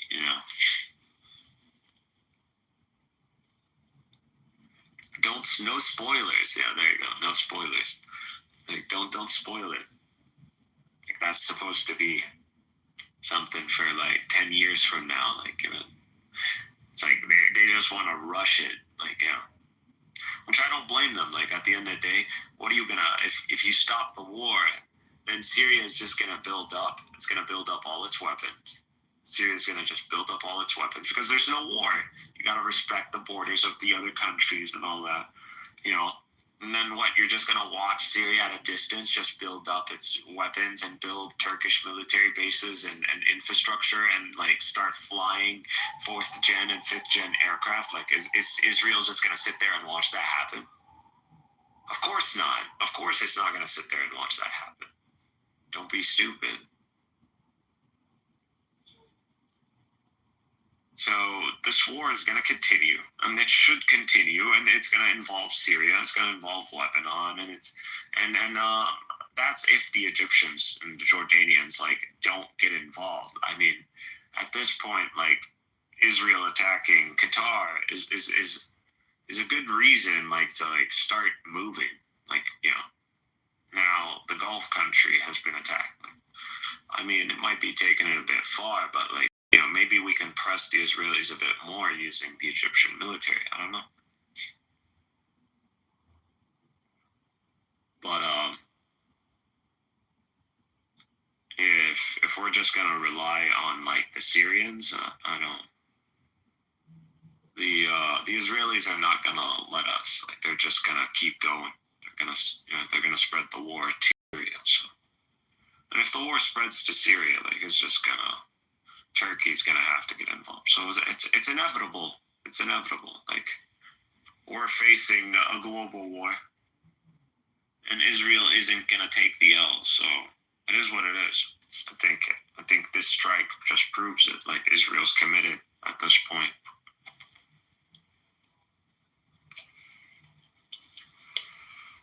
I think like the strike symbolizes the end of negotiations, the commitment to war, the commitment to regional war. You attack Qatar, you call out Turkey. It's straight. Israel is being very clear. Like, that's it. Israel's being very clear on this. We're going for a regional war. Or we're going to threaten with a regional war. And if you guys don't want a regional war, you guys submit to our demands. Which is kind of what Edward was pressing earlier, kind of thing.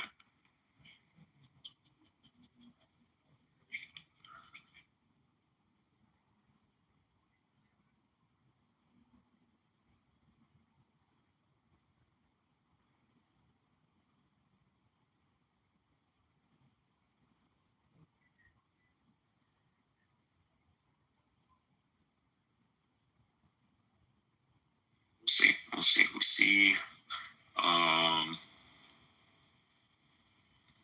Obviously don't want to be frantic. They don't want to rush it. But I think kicking out the ambassador, Israel's embassies, all that in the Arab world, that would be a start. I think that would be fair. And then going from there, that would be the first response. I just don't think Qatar is gonna let this slide. I don't think it's gonna. I think people underestimate Qatar a lot of times, and they forget that Qatar survived like a siege by other Gulf nations, and they brought Turkey into Qatar, and they've have a pretty modern air force. Like, I mean,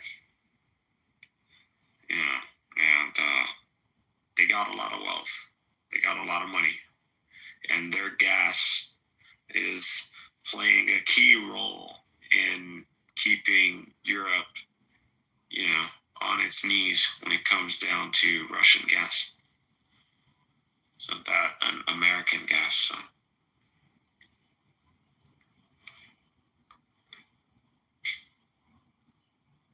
Qatar has quite a few cards to play, and it's an act of desperation, I think. But I like it. I like Netanyahu. I like keeps everything exciting. It's as expected. Sinwar really read Netanyahu like a book. Like he read him like a book. Honestly, like I didn't. Either Sinwar's a prophet or Netanyahu's that predictable, and he is. He's your boy. He's your Boy Scout. Like that thing is, he's so good, and because he's optimal, it makes him predictable. And I didn't think like Sinwar's crazy, bro. Like Leif is crazy. I don't blame them. Like they got to that point. Like they're just like, okay, right? They're getting to that old age. Like, what are they gonna like old? Like old age and die. Like, what are they gonna do? Like just like grow to be 80 and 90? Like, of course not. So they use that against them. They pick the timing, like the way the domino effects are falling. Like it's just like when they said regional war, like it was like, and like Sinwar's been talking about this. This wasn't new. Like Sinwar and like officials in Hamas have been like discussing this.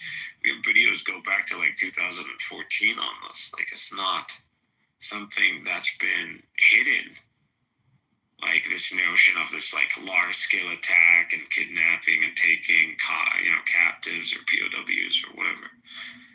Like even taking hold of kibbutzes on the outskirts. Like they even discussed that. So that's all been discussed in public. So that they were able to pull this off, even though that they gave out this information. Israel knew that Hamas had these capabilities, and yet they still got them regardless, and like spectacularly like humiliate them on October 7th. I mean, I don't know what it was about the RPGs on October 7th, but those things one-shotted those Merkabahs. Like I was like, I still have the footage. I look at it and I'm like, what changed about the tanks that like this is like not how it is now? I don't know. I guess that reactive armor does really kick in, doesn't it? We give it less credit than it's due. But yeah, that shit saves lives, huh? Yeah. But it was spectacular failure, and they got him. Like Hamas has been pretty good so far at like predicting every move. Like they've been ahead, and I think like the strike is clearly like frustration of that. At the end of the day, you got Khalid Mishal and Hayya. They're just like in Doha. They're just like chilling, and they're like negotiating from like villas and shit. Like they're not, it's at the end of the day, it's like, they're chill. Doesn't seem like anybody's panicking. Like Hamas is chill enough to like negotiate and then negotiate again and negotiate again, and like they're just chilling in Doha. Like, fuck that shit. I mean, they're winning. They're winning. I don't know. They're winning. Who would have thought? Like, I'm a Hamas groupie too, but like, shit, like Gazans, right? Like, how sophisticated can they be?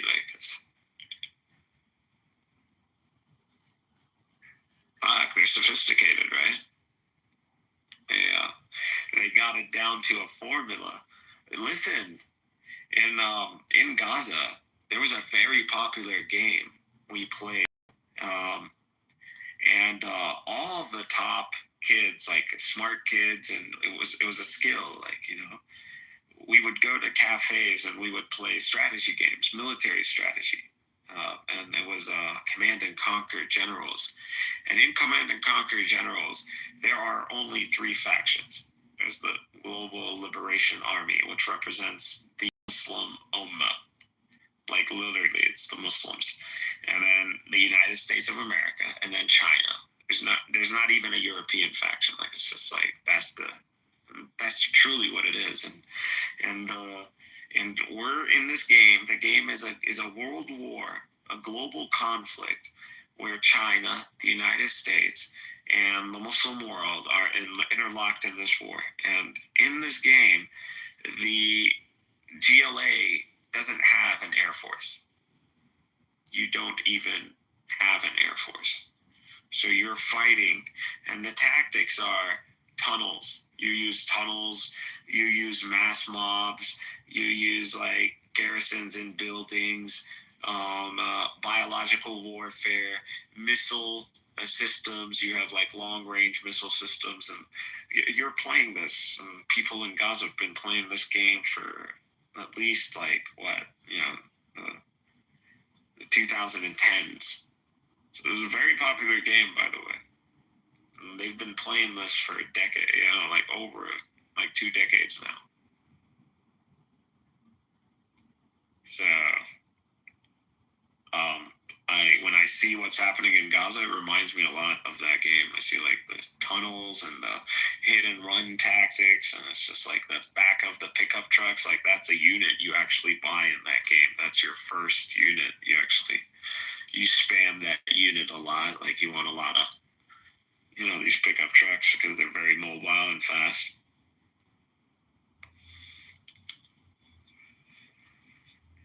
So I'm just saying, like, the Gazan mind has been like tech savvy, dude. And there's like strategy, and they strategize it. Like, they're all about like, gamifying it all.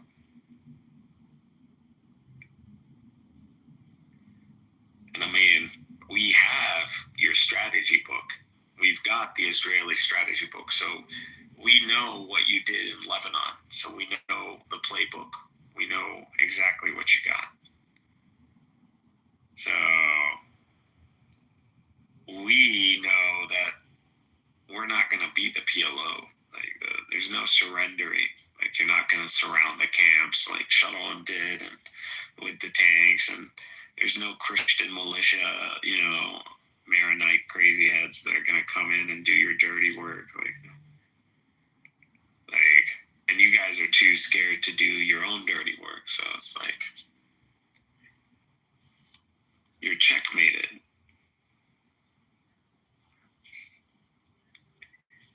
And human shields, you want to say human shields all day long. Who gives a shit? We got 700,000 people in Gaza City. Come take it. Come take it.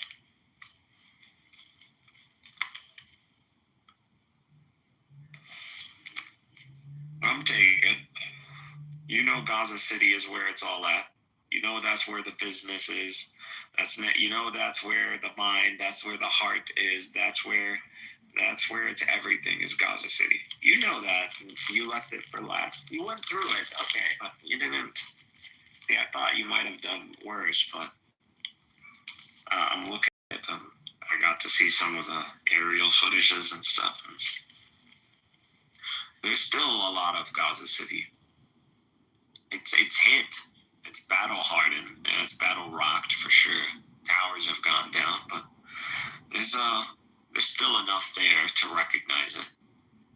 And there's a lot of people still there, and they're not leaving. And these are like motherfucking stubborn people. These are the Gazans, and these are like the high-level refugee Palestinians who made it. So you're dealing with the cream of the crop, and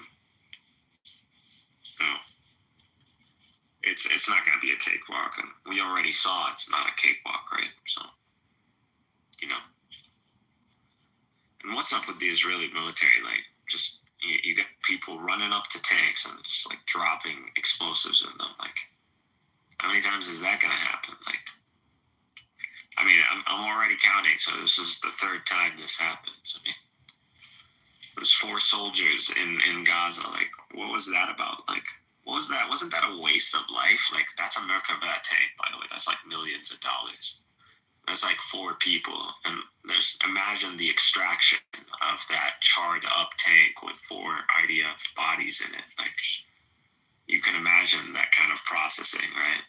You can imagine the man hours that's going to take to like peel these people out of that tank, right?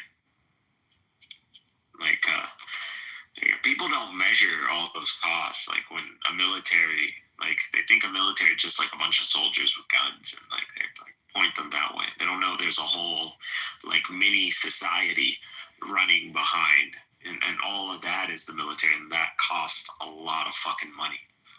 They don't know that. You know.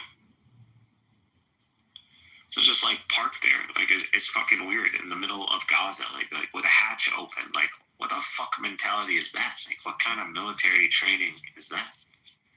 Just like pops it, throws in an explosive, and just like runs off. Like, these kids are gonna be like movie stars, like in for the future generation. Like, these guys are just like, you know, imagine now you're a 10-year-old Gazan kid watching this shit.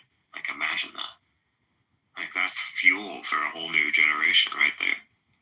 And my generation is fueled by like a few little kids that have thrown rocks at tanks and got like killed. But this generation is going to be fueled by like a bunch of like 20-year-olds, maybe even younger, maybe like 20s, maybe young 30s, maybe running up to tanks and like just blowing them up.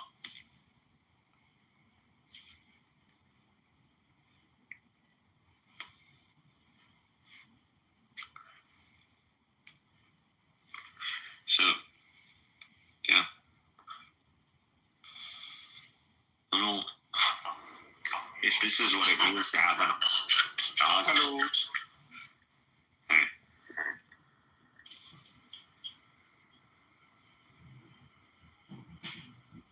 Hello. Yeah, you want to say anything? My side games. You're Well, you wake up and then come back.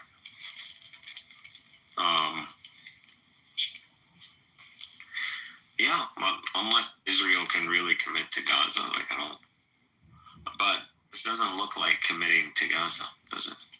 It looks like you're, you know, if an operation in Gaza looks like parking tanks and just leaving hatches open, then not gonna do in Gaza.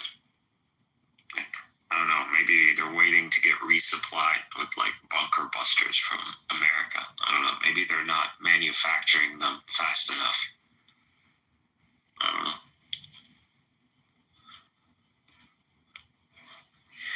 Maybe the killer death flare needs to be cooled down. But, you know, if they're like worse, if them doing their worst is gonna take them a year, then, you know, if it's gonna take a year, you already lost. Like, what the fuck? Like, it's gonna take you a whole year. You already should just call it. Starting wars with the whole region isn't gonna do you a favor. It's not gonna, you know, just accept it. The whole Zionist project, it was never meant to succeed in the region to begin with. Go down quietly. Don't go down, you know, don't try to be a suicide bomber. Don't, you know, there's no honor in this. You know, just go down, you know, peacefully. Everybody dies. You know, it's okay.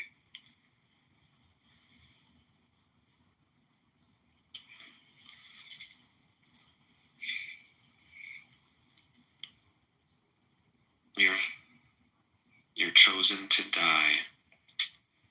You're the suffering servant, right? That's what they want to be. They want to be the suffering servant. They want to be Jesus. Let them be Jesus.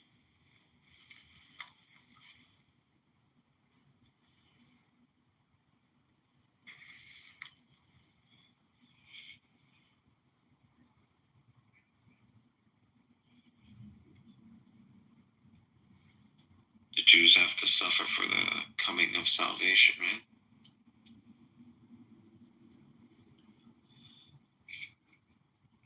Kind of sadistic logic, right? God chooses a people so they can suffer, so salvation can come. Salvation through suffering. Judaism.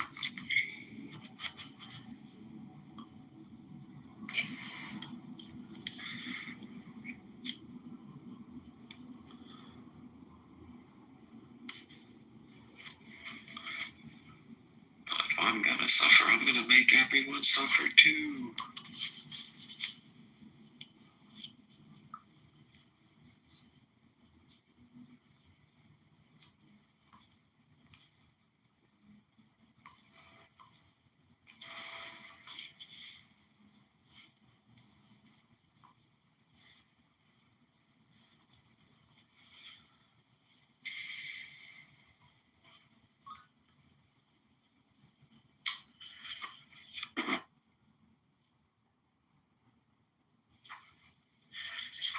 Not gonna lie. You have this anon just sitting here. What's up, Dimitri? So lazy being a mod.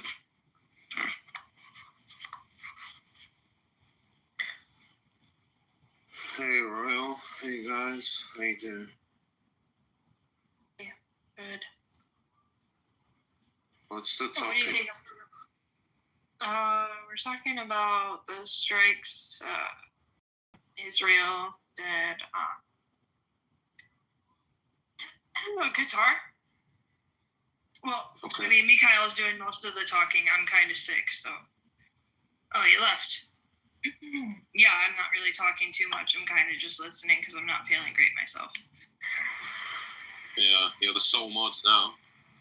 Doctor, why don't you come up, bro? Dr. Omar. Hey, guys. How's it going? Hello, Freddie. Hi, Royal. I heard that you're sick. I hope you have a speedy recovery from whatever disease you have. I don't have a disease, but yeah, thanks. Anyways, Royal, who are you thanking? You're thanking Israel for striking Qatar.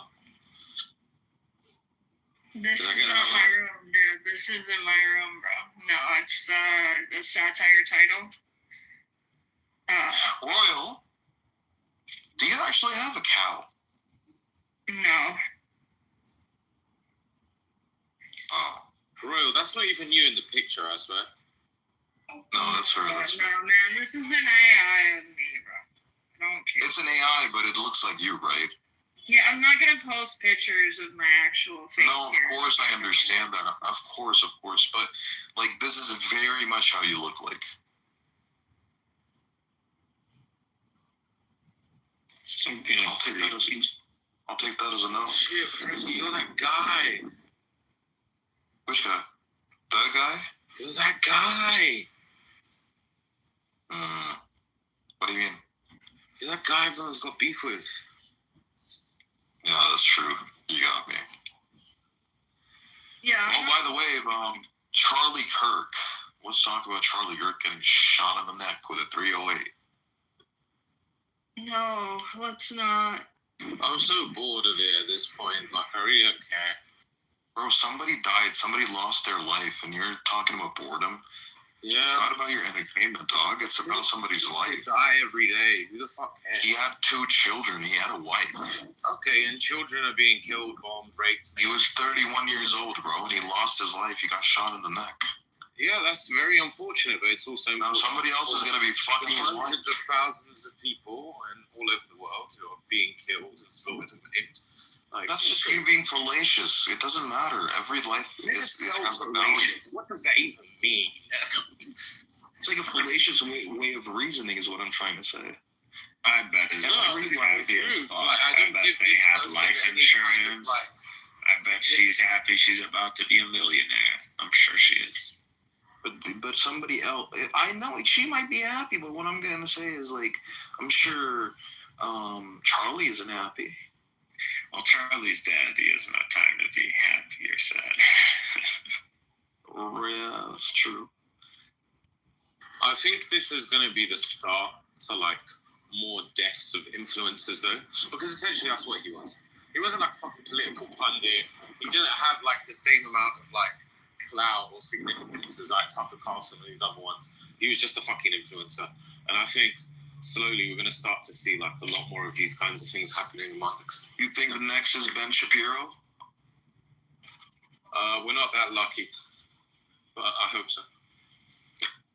Well, obviously this was like controlled. This was done by the Trump administration. Like, there's no fucking way somebody else did this. Bro, honestly, that's what I thought as well. I think It's probably some random fucker.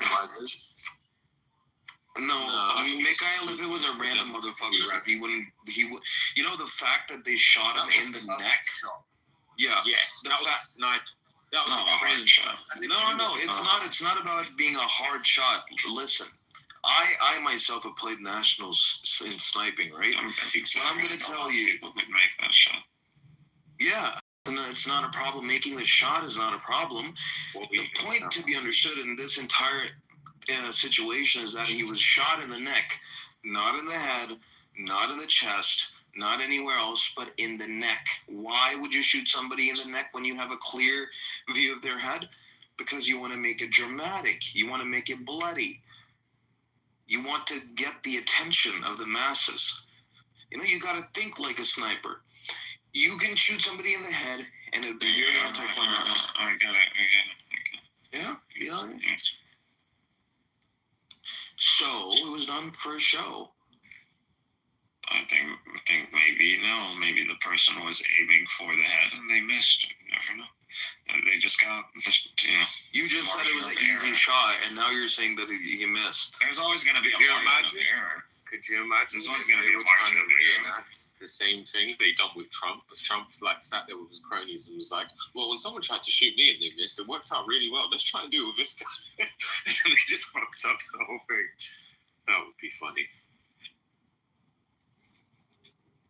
He was shot in the neck on purpose.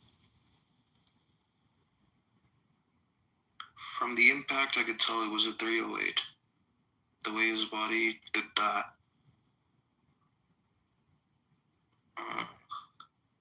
It's fucked up. It's fucked up. But that's the world we live in. I wouldn't kill somebody for their opinion, because I'm not like them. You know what I mean? But did I like this guy? Fuck him, no. But now he's dead, so I'm not going to talk bad about him because he's dead. Yeah. Wow. Look at what someone wrote. Well, that's an easy way to get your account banned. I would suggest you delete that comment if you want this account. Yeah. Say for, So, yeah, what's this about Trump having a stroke? Is that right, Chucky? it's just speculation. His mouth is falling down one side, isn't it? Oh, my bad. I was watching the news earlier, when he was making his speech. People were speculating that he had a stroke, but nothing came out officially. What did he look on TV? His mouth was like falling down on one side, like it looked like he had a stroke, yeah, but a mild stroke probably. We'll have to look that up. We didn't hear that, Mitch. Mitch. I believe he deserves far more than that. Hi, Lulu. Yeah, we didn't hear you, Danny. Sorry. So I said that Trump is far more bigger punishment than with a mild stroke. Because you can't be complacent, yeah, with the same genocide and you think God is gonna live a good life. Never. How are you, Lulu?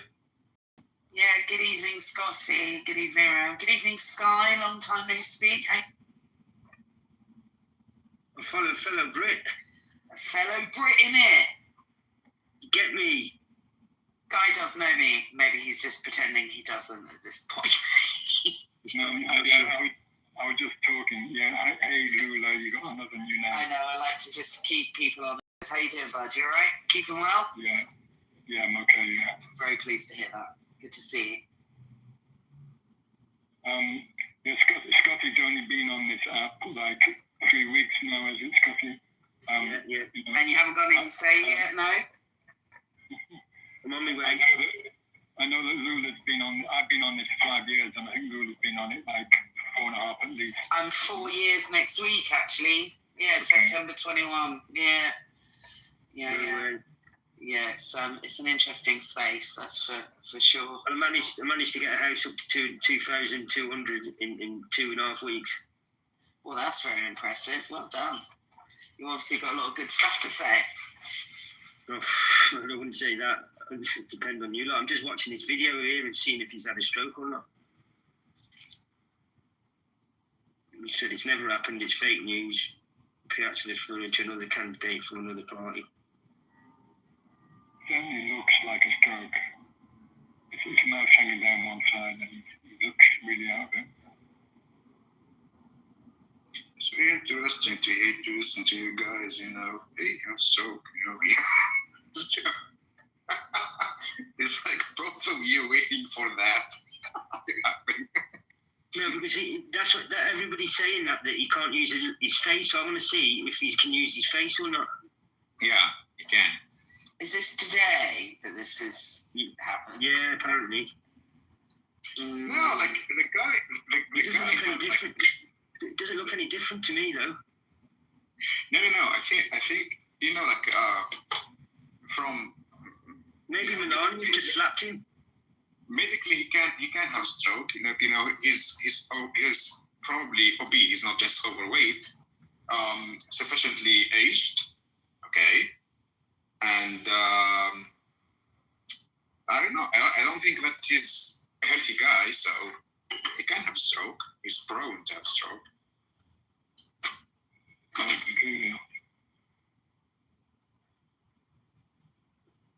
It might either be his actual distress about what happened last night, or his acting distressed about what happened. Not that I'm a cynic about Trump or anything. I don't wish him dead or anything. Jesus Christ, no. Oh no, I meant because of what happened with Charlie Kirk. He could be just so distraught by it because it was his mate that he's upset, and that's why he looks different today. Or it could be that he's putting that on slightly because he's also Donald Trump. But I don't wish harm on anyone, including Charlie Kirk. I think it's terribly sad. Me too. Me too. Exactly the same. Donald Trump doesn't care about anyone except himself. About his image, right? So if he looks like he's been troubled by it, then that he would think that he would get sympathy as well, because he's going to utilise this to rally more free speech. Yeah. You know, there's no doubt at all. I mean, there's actually a lot of conspiracy theories that he martyred Charlie Kirk in order to put a narrative. I mean, I so hope that's not the case. But honestly, I wouldn't put anything past him. Well, you do get a thing called free speech, but you can't get free speech without consequences. So in Britain, you know, where we are, we're allowed to say what we want when we want. But this just goes to show you can say what you want and you can't do what you want when it comes to things like free speech. But it does come with consequences. Yeah, and it's interesting. My dad was saying earlier that it's sad that a young man's lost. I was talking to my parents on the phone about it, and he was saying, it's sad that this is a young man, a father who's lost his life, but actually how much violence has he incited, some of the things he said against other people. So you're right, there are consequences to that. It doesn't mean it's right he's been killed, but it's like, violence, hate breeds hate, love breeds love, right? The old Martin Luther King quote, better than I could, but... Yeah, it's never true word said. You can say what you want, and we can say what we want. Like I could say some nasty things to some people, but it does have consequences. It can ruin the rest of their day, for instance, or it could cause their older brother, their older sister to come and exact revenge of their own type on me or whatever. So there is to a degree you can say what you want. It depends on what level you're prepared to do that. Sometimes, like my gran would say to me, you say it best when you say nothing at all, like the old song used to go. The Westlife song, I believe. Yeah, Ronan Keating, wasn't it? You say say nothing at all. Yeah, it's sad that. Yeah, sometimes it makes a bigger difference. It makes more of an impact when you don't say nothing at all. Sometimes it's better to just hold your peace, isn't it? Yeah, and just keep it held inside because, like you said, there's a father with two kids. It's not they've got to grow up without a dad now.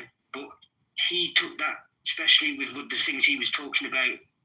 Anybody with common sense would know that's a hot topic to talk about, and some things you just do not talk about, and you do not talk about it to that stage where you're on a stage worldwide.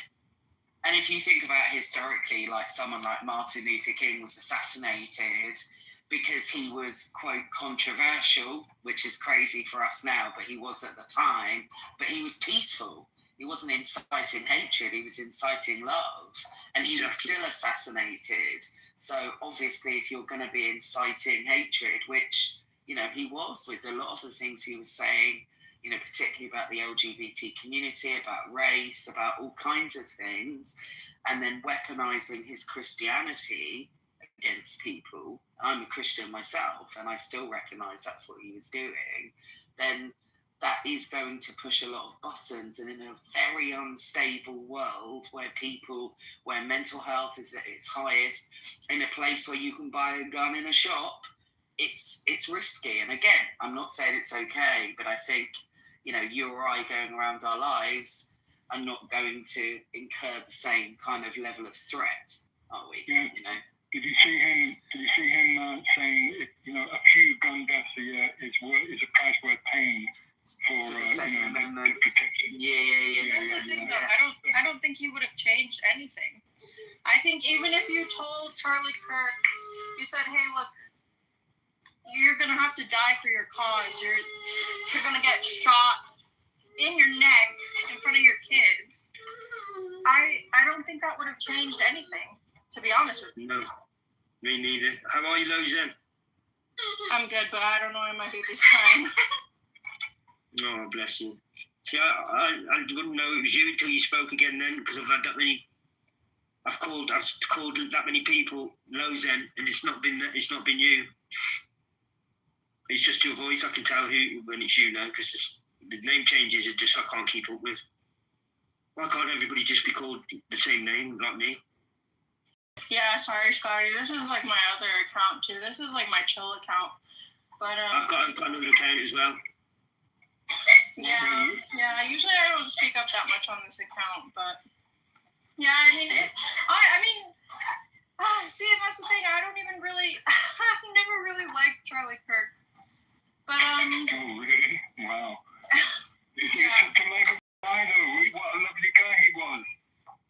So, I feel sympathy for his kids. I feel sympathy for his wife in the sense that, like, they're, I don't know, maybe not, I don't know about his wife, but his kids for sure. And, like, I see a lot of people saying, like, kind of celebrating his death, and it's like, you become a person like him, like with the gun thing, I also believe in my amendment rights because I don't know, that's kind of just, I don't want a tyrannical government to come and try and murder me and all of my fellow countrymen. But yeah, but that's what's happening in America now anyway. You got so many guns, but when are you going to start fighting back with this tyrannical government? Yeah, see, that's the thing. comments. Yeah, no, I get it, but shoot. Sorry, I keep getting distracted. I find it a really interesting perspective, the idea that I have a gun to stop gun crime. I don't even think it's just hang on, sorry. I'm not saying that's exactly what you're saying, but I hear that a lot from Americans. And obviously, as Brits, we find it bizarre that it's kind of something that people just have away in a cupboard and you can buy in a shop. And I hear, well, it's to lower gun crime, but that's clearly not working. So, I mean, I would just get rid of the guns myself, but, that's just me. I mean, that's really strange. Must consider that loads of Brits are getting stabbed on a daily basis, like not even from guns or from knives that you buy from a professional store. But you can't do the same mass damage with a knife. You're right, knife crime has increased, but you can't create the same damage with a knife as you can with a gun. Can I just add to that? Not on a knife crime. The whole idea of like this can I ban guns and all of that stuff? No, I think what there should be, just like in the UK.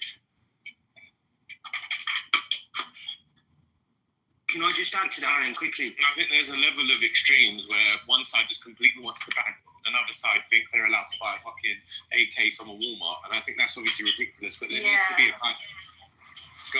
No, I was just agreeing with you. That's how I feel. Like, I don't think that they should be so unregulated. I don't think any freaking whack job should be able... And also, I think you should be forced to take classes periodically. Like, every 6 months to a year, you should be forced to take gun safety classes, because honestly, it's amazing how many people own guns and they know nothing about gun safety or anything. They don't make them take classes.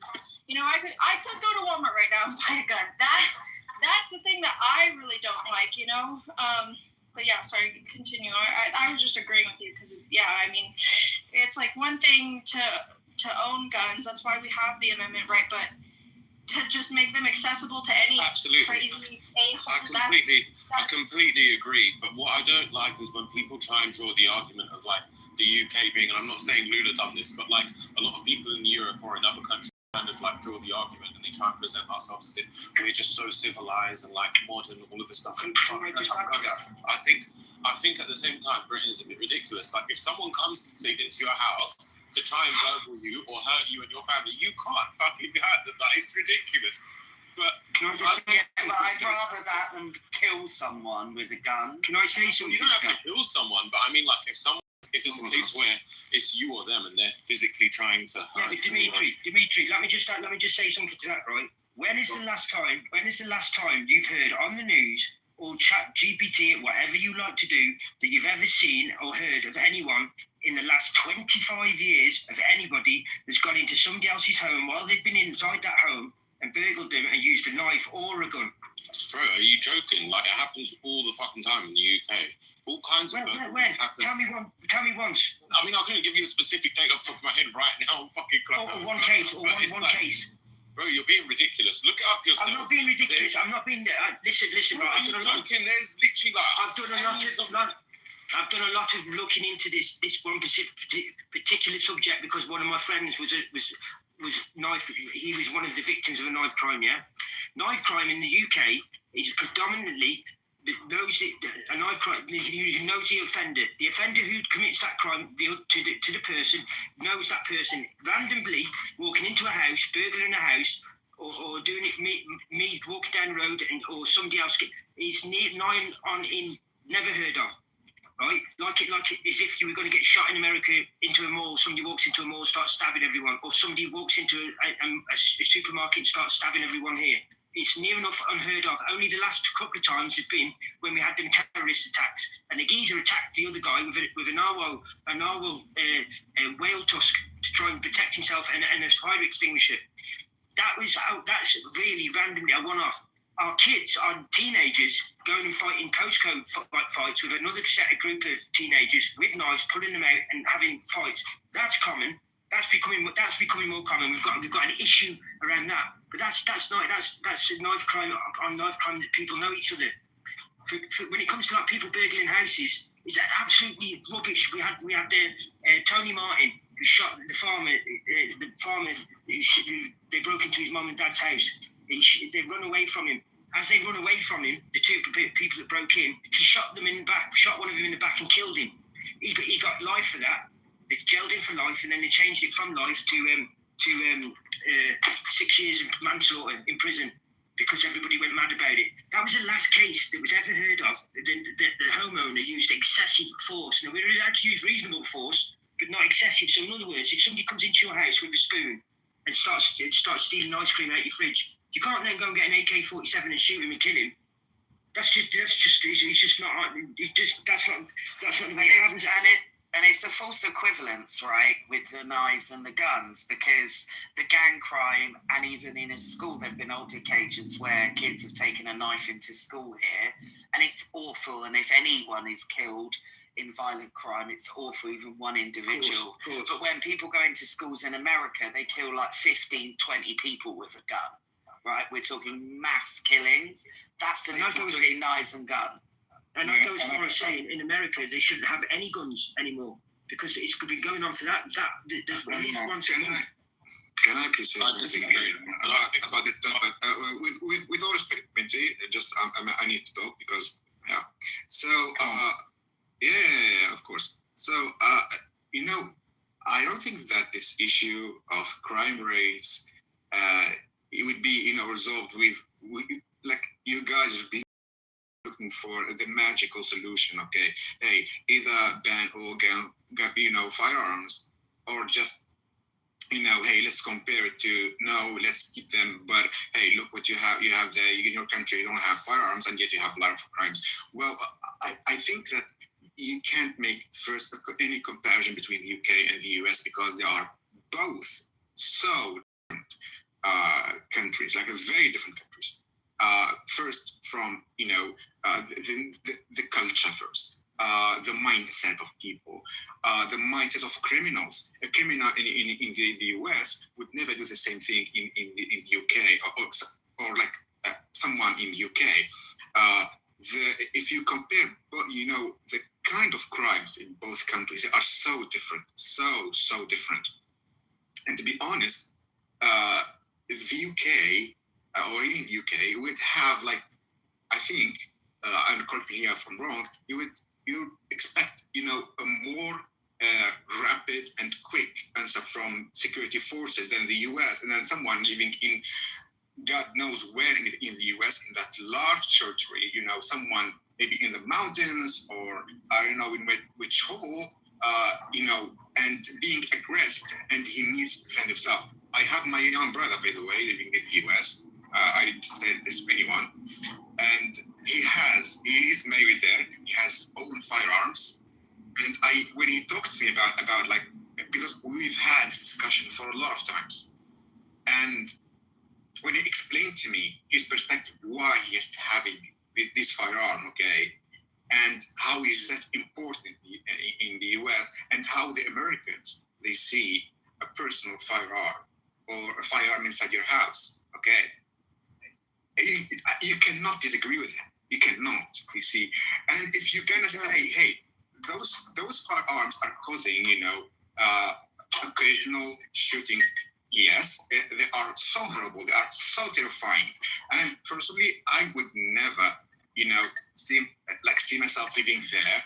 I hear about school shooting, and I say, hey, who knows that maybe, God forbid, my kid another day would be there. Okay, victim of those school shootings. So I say, you know what? That country isn't for me. Okay, there are people who can adapt with that. Good luck. But at the same time, just a moment. Sorry, just a moment. So, but at the same time, I cannot, say that everything is okay in the UK because firearms are banned. You ban firearms. You know what you would have? You would have clandestine firearms. Yeah, but that's not what we've had. We had. Can I just reference something really quickly? Right, so we had. I'll let him finish because we want you to respond. We want you to respond. We want you to respond to it.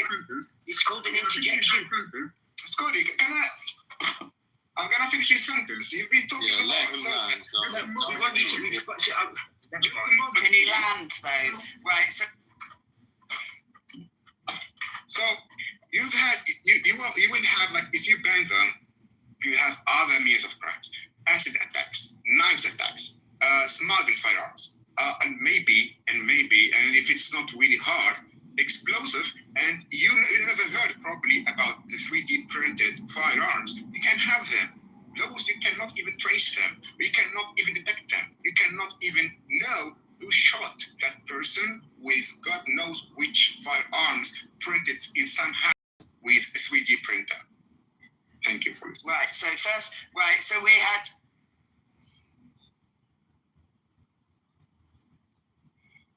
Where you going? Okay, that's. But I think his point was Oh, can I speak without being into? Well, yeah, I haven't actually finished, Dimitri. If you could stop. You were cutting off You were cutting off Lula. We couldn't hear you. Thank you, Sky. So first of all, can you hear me clearly now? I can hear you, Lulu. Yeah, perfect. Yeah, cool. Thank you.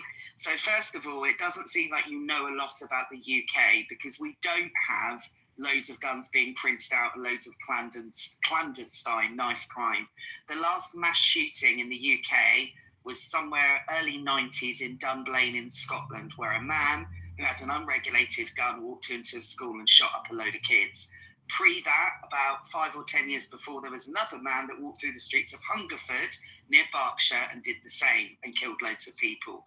Both of those people had severe mental health issues and had access to guns. Guess what happened? We stopped people having access to guns and we haven't had a mass shooting since, thank God. There have been odd occasions, but we haven't got loads of clandestine shootings going on. That's not the case. You're not wrong, we have crime.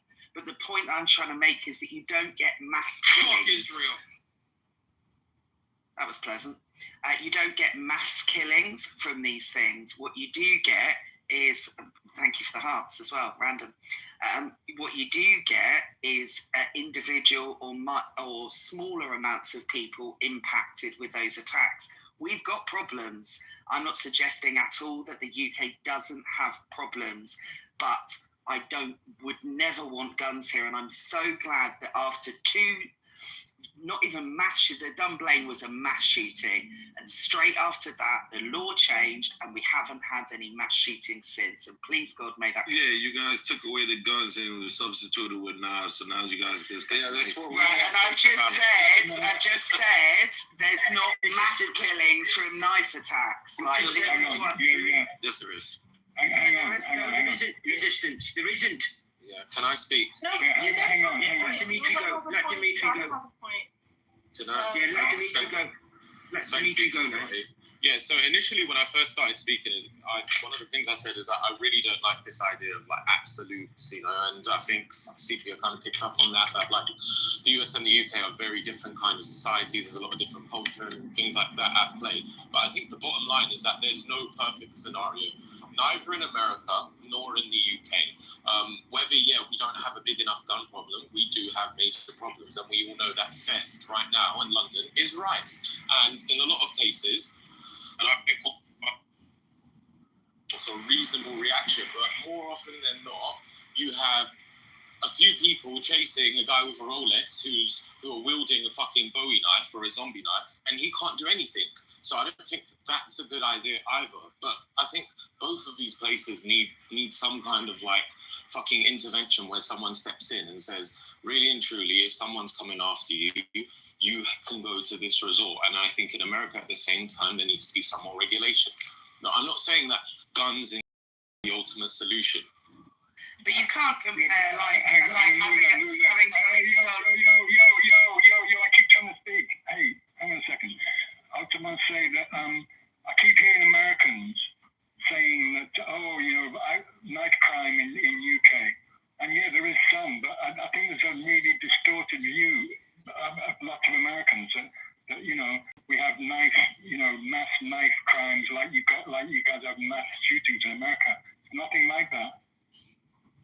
No one's saying is the same equivalent. What we're saying is there definitely is knife problems.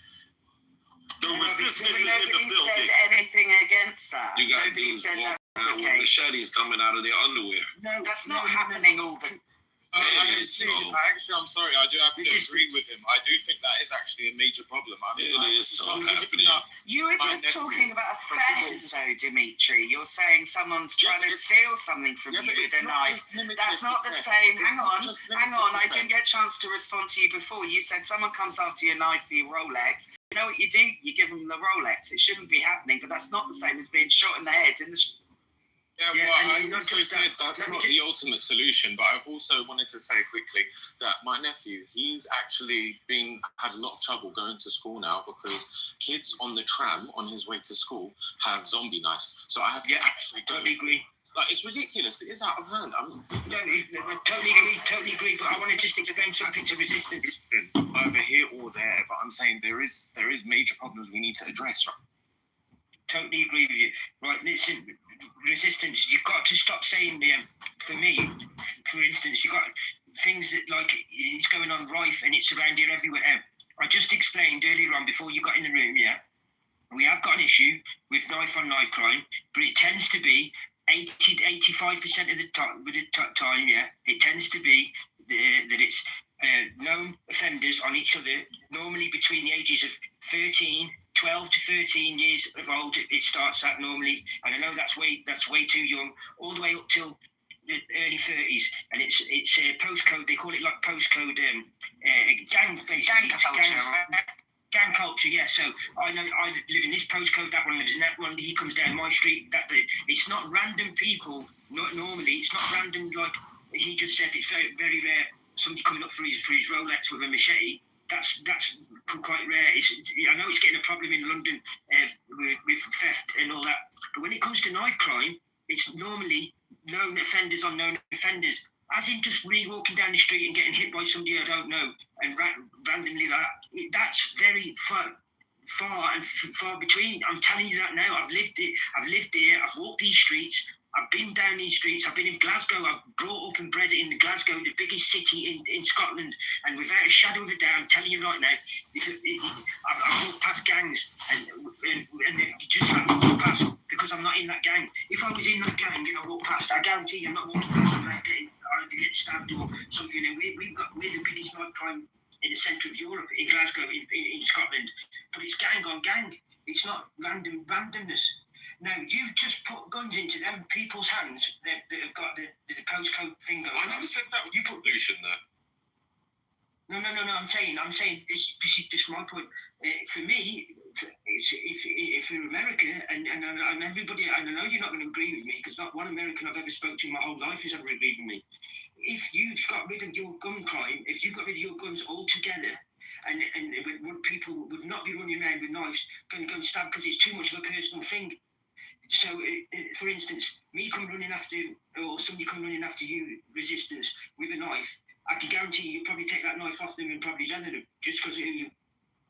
Much such that like there's no political dissension at all. There is no back and forth. There is no like discussion of rhetoric. Like you say something about a particular government or even a member of parliament who's not even that high up, you get visited by what's called C10 officers, right, who operate like outside of their jurisdiction, operate in a completely different country. So for example, right now, as I'm saying this shit, right, luckily I don't have to worry about this, but as I'm saying this shit right now, it shouldn't surprise any of you if tomorrow you hear, oh, Huey's off the app. What's gone on with Huey? And I got approached by C10 officers, right? It's the Central Intelligence Officers of Zimbabwe, right? Like for criticizing the Zimbabwean government, even though It's one of those things.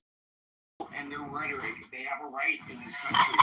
I believe in freedom of speech, but the reality is that people have the ability, not the right or even the legal right, but the ability to do unspeakable things behind being unhinged and hearing certain people's free speech opinions. So all that I'm asking from my fellow man is just to be kinder to each other.